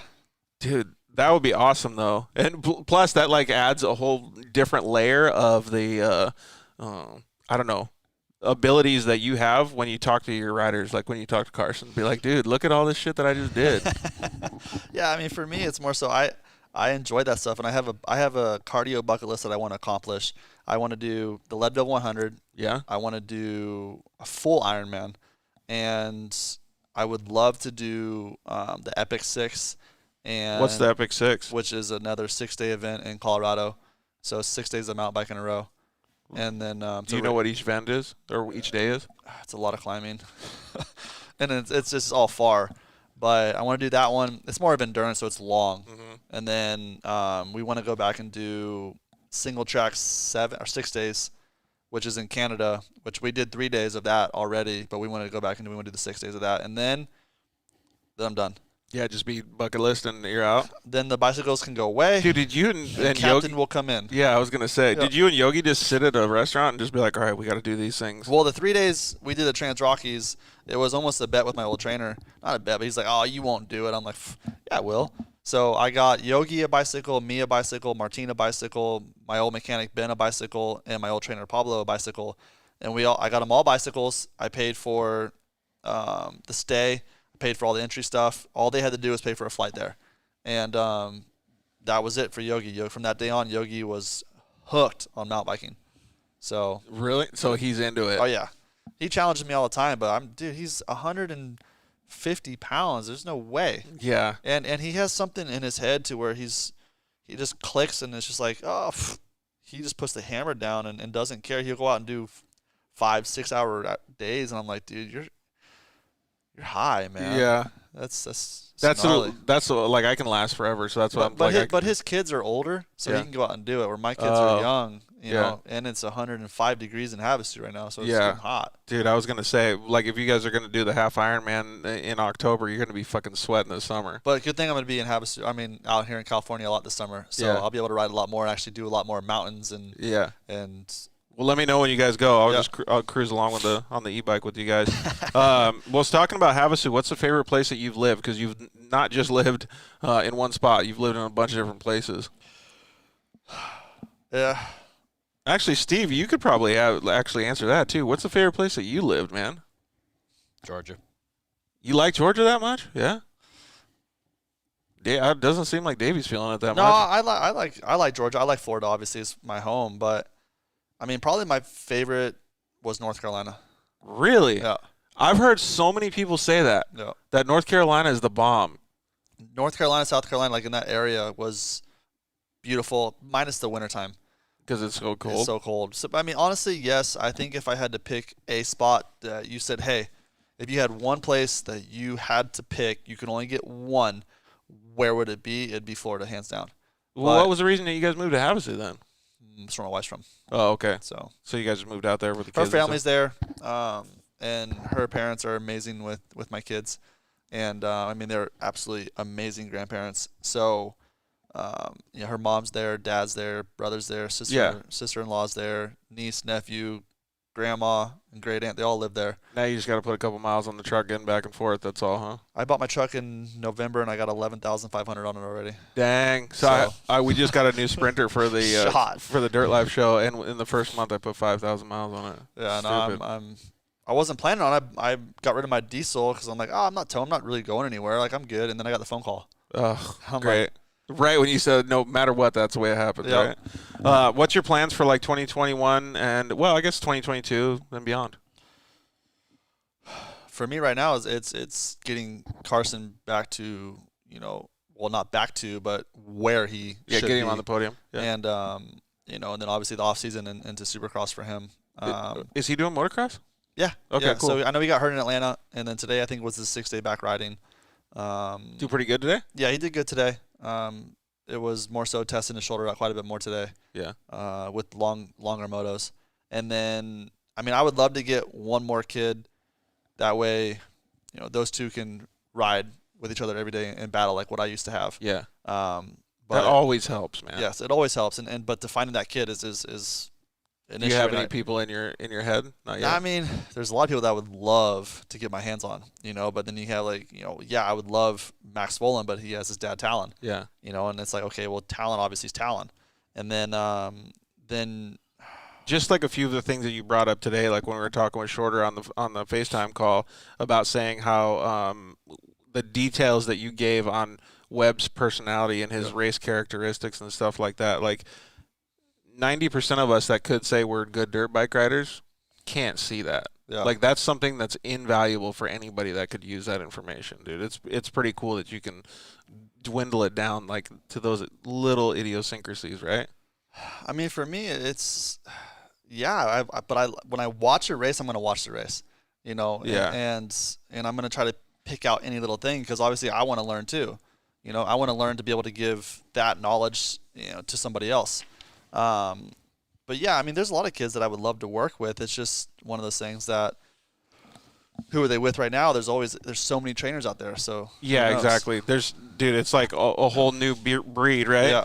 Well, dude, I'm pumped that you guys came down and had a good time. Steve, we're gonna do the rapid fire Q&A. That's why I gave it to you. But so I'm pumped that you came down, dude. Obviously, you're working with Carson and you had the availability. So Steve, I appreciate you lining all this stuff up and getting Davey to come in. And man, it was awesome for you to share your story, especially with a guy like me. It's been a fan, and then our audience and stuff. All right, you want to do this rapid fire Q&A real quick? Let's go. Steve, how about you go for the first question? Hard shell or soft tacos? Hard shell. That was some of these are submitted by John Lewis of Desert Squadron. He was on a 12-hour drive, so he wanted to submit some of these bad boys. He must have gone through Del Taco. Yep. Cholula or Tapatio? Cholula. Cholula? What? Really? Tapatio too hot, man. Oh, you're not a big spicy guy? What's the next one, Steve? Chicken or asada? You should know that one. I don't know. Chicken. Chicken all day. All day. Do you do meal planning and stuff like that for the riders, or you just do coaching and training schedules and stuff? I'm trying to help Carson out a little bit more with his nutrition and feed him into that. Like I said, I can offer all that but I just the more he starts to open up and reach out to me and want help in a lot of different areas, I'm game. That's what I was saying, because there's a lot of times I've gotten so many people like doing all those physical things like what you do, like Ironman and stuff like that. So many people, dude, I could help you. I'm just like, back the fuck up. So like when you're saying like you go into it with an open mind, but an understanding of waiting so they can come to you with it, that's the way to do it. Yeah, I'm not going to overstep, what I'm there for. Exactly. Dunes or the river? River. We knew that one. Three-wheeler or quad? My father-in-law would say three-wheeler hands down, but I'm going to say quad. You're going quad, God? I don't think I've ever ridden a three-wheeler, man. All right, since you didn't really want us to ask this question, we're going with Roxon or Webb. I don't mind the one that's on there. All right, Cinderella or Osborne? Osborne. Going Osborne. I know that you did. Only because I grew up with Zach, and I've known Zach for so long, and Did you miss him when he was overseas? No, but AC, AC is a great human. He's a great person, 100%, and he's really cool to watch. So for me, I like the way AC rides and just who he is. But knowing Zach personally and I rode with Zach for a while and whatnot, it's just that connection, So, but I would go Roxon for the other one. Yeah. Do you have a favorite rider right now? Or you just love everybody? Because like everybody asked me that same question. I'm like, I can't pick, dude. Like I don't care. There could be 15 people, and I would pick the dude that's having the best day, or the dude that's coming back from the back of the pack, whatever it is. No, honestly, my favorite. Are you talking about 450s or 250s? Let's go 450s. Roxon, just not Kenny now. Kenny, who he can be. Yeah. So, and he's still in there. He just needs to unlock himself to come back. Dude, So- I couldn't agree more, man. Every time I see him come off the track, like, kind of like the way that you did, and you like picked apart Cooper Webb's Yeah. style. Like, you can see that his arms hurt. You can see that he like when he goes to undo his chin strap, he can barely get it. I Like- mean, I don't know any of that. I mean, it could be arm pump, it could be tired, it could be elbow. I mean, I did the same thing to my elbow as he did, and it sucks, hands down. But you know, for him, yeah, I'm not in his shoes. I don't know. I mean, obviously, I would love to help him. Yeah. But I don't know. But hands down, I'm sorry to the other 21 guys on the gate. If he unlocks himself, you're all beat. I'm sorry. Yeah, he's just that badass. I agree. All right, Steve, what's the next one? Pizza rolls or jalapeno poppers? Pizza rolls. I don't like jalapenos. At all? Dude, I literally just made jalapeno tacos yesterday. So it's just jalapeno with My cheese wife in had it? jalapeno margaritas yesterday. Really? Dude, that sounds good. So she's the tequila girl, Oh yeah, and you're the captain guy? yeah. Favorite soda? Oh, no, coffee or tea? Coffee. All right, Steve, I gave away the next one. Favorite soda? Zevia. Dude, that stuff sounds good. So I actually think that Casey, our listener, or my old co-host, would actually like this because Zevia, you said, is It's a natural soda. right, but it's all the different flavors, but it's all clear. It's all clear. It just doesn't have the dye. Mm-hmm. That's so good. I think that's fantastic, man, because that just takes out one more set of the chemicals. If you could have one superpower, what would it be? I don't know. I'd like to fly. You think you want to? What about like teleporting? 'Cause You I like the hate- feeling of flying? I hate planes. Really? We were just yeah. I mean, teleporting. Yeah, I would love to be able to teleport, but I mean, I guess teleport where though? Anywhere. Like, have you seen that movie Jumper? Where the dude just like So puts you're talking himself about in the same. like if right day, now same- when you're done with the show, you can be like, oh, I'm just gonna teleport home real quick. I mean, it's almost like flying, Yeah, but you that's don't get true. to see everything. Yeah, the exploration part of it, Yeah. huh?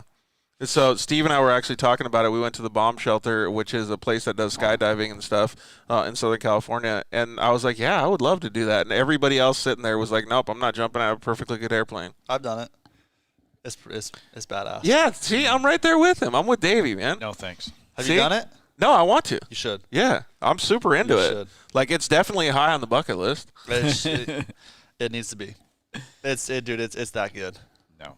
You're not doing it? No way. Would Brett do it? She would before Not him. right now hands with her down. back. Not a chance in hell. I'm going to get her to do it just so that you go. Honestly, still won't do it. I think that when her back gets better, she would do it before him. I want to go, man. All right, what's the next one? Most memorable race. Dude, and I always tell people when we ask this question, like, it doesn't have to be your baddest race. I mean, like, it could not even be in 2013. Like, my most memorable race was with Sean Hamlin at Glen Helen. He hole shot, took off. I got taken out in the first turn, and I came back, and we were on 80s, and I came back, and I was on his tire at the finish line. I didn't win, but I made up all that ground, and I was almost like half a lap down. And I remember being like at the end of the race, that's my favorite race of all time in my career. I mean, obviously, I have a lot of good races, in pro. Whether it be Salt Lake was probably a really good one. San Diego and Anaheim, obviously. But for me, 2003 at Loretta Lynn's, it was in the A class, and it was the last moto. It took off, and Who was in that moto? Ryan Mills, Jacob Saylor, Ryan Sipes, myself.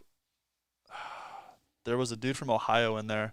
Not Pretty stacked class. Not Graysick. Sean? What the hell's his name? Pretty stacked class. I mean, Willie Browning. Willie Browning was, but it was Sean something. He's the one that took me out. He took me out down the starting line, and because they all had to beat me to win. Oh, because you had a 1-1 already. I had a 2-1. I had a 1-2, and or no, I had a 1-1. Yeah, or something like that. And they had to beat me. So and Nick Adams. But he took me out on the starting line, and dude, my freaking bike was backwards. I was everywhere. I had to go find it. I picked it up.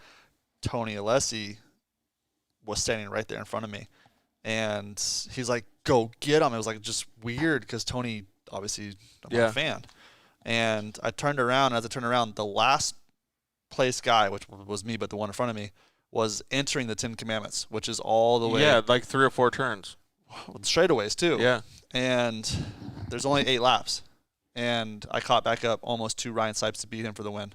No way. So, dude, you were on a mission. That was one of the most memorable races I had at Loretta, and even to this day, if you go back to people who were there, they're like, that was the best race we've ever seen. Yeah. So, like, that was one of the days that you were just in the zone. Yeah. Yeah. See, that's exactly what I'm talking about. I'm glad that you answered it. Like, were you there, Steve? No. 2003? No, I wasn't there. Man, see, I would have loved to have seen He didn't want to him. get his car dirty, though. Oh, jeez. Here we go. I'm not driving down Loretta Lynn's road. Nope. This shit's going to get mud on it. Yep. All right, Steve, what's the next one, bud? Favorite flavor of ice cream? Vanilla. Dude, you're just a vanilla guy? Yeah, I can't do chocolate. I was a dude. You know what the most popular is? He hates it when I make ice cream at the house. Why? Because you're going chocolate? He makes chocolate syrup. It's not even ice cream. You're it's just loading syrup. it up? Oh, yeah. Love it. Dude, so the most common one has been mint chocolate chip, and I hate when people answer mint chocolate chip now. So vanilla is totally cool, dude. You pass. Dogs or cats? Dogs. Netflix or YouTube? Neither. Don't even watch it. Are you a big social media guy or not really? Dude. I've been trying to get better. Yeah. But not really. Yeah. You just don't care about it. I mean, I try, but it's like that wasn't my era growing up, you know? It's not. I had MySpace. Oh, John Lewis was saying it was at Collier. No, Sean Collier was there too, but no, I want to say his name was Sean. He's not from California. From Ohio? I want to say he was from Ohio, somewhere on the East Coast. He was on a Kawasaki, and he was I want to say he was number 30 in 2003 in the A class at Loretta's. Dude, you got a good ass memory, man. So, I'm telling you. I think it was Sean. All right, we'll just go with the next question. What do you guys think? Supercross or motocross? Supercross. Kind of already picked it. Are you pumped that motocross is starting up right now, though? Kind of, yeah. Honestly, truth be told, when I went to Canada to race the nationals there in 2016, I had so much fun racing the outdoors, and I'm like, you know what? When I retire, I'm gonna go back.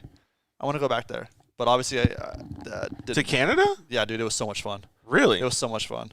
Not because I won, but dude, the atmosphere, it reminded me of a lot of what the amateur days were, where everyone talked to each other. There was no animosity between either rider, even though I still didn't like Michael Lessie being there.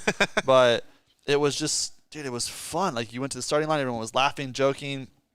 You got done racing, everyone was talking. Yeah. You know, you don't have that here. Way more like the local vibe It was what motocross used to be. Actually, that's something that I wanted to ask Steve personally. Like, when you go to the track now, is it like just so much business that you can't have fun, or do you guys keep it light? I know that you do because of the way that you manage I try the team. to keep it light, but depends on he's who's always there. business. I mean, here we go. Well, I get it though, right? Like, I understand the whole business vibe, and I understand it, but that's exactly the reason that, like, I like the way this show is, because the show is not business, right? The show is we can just talk about whatever. Like, we have to thank sponsors and stuff, but the show is just us sitting around talking. Like, exactly what Davy's saying. Right after the races in Canada, you can go and you can do whatever. Like, that's what I like about it, and I think that's what a lot of people miss about going to the Supercrosses, because it's so business now, you know? Well, I guess with COVID kind of even made it worse, huh? It was way worse. Yeah, COVID. All right, 2 more questions. Yep. What's the next one, Steve? What other form of racing would you like to try?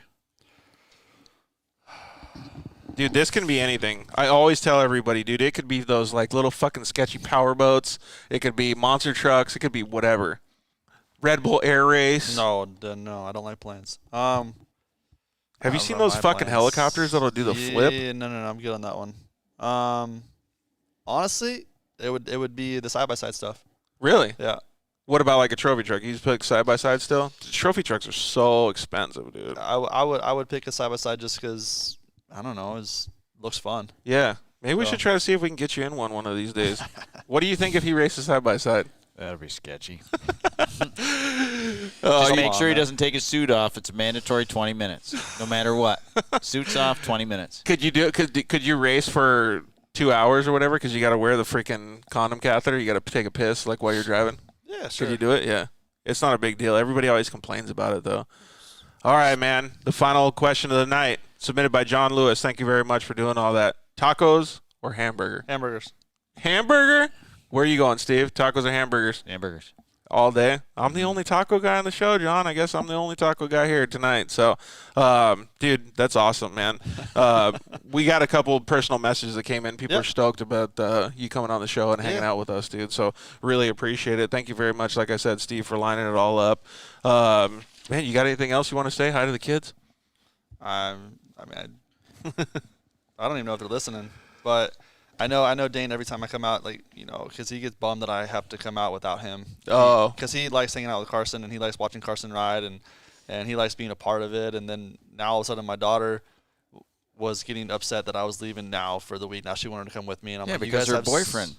Stop it.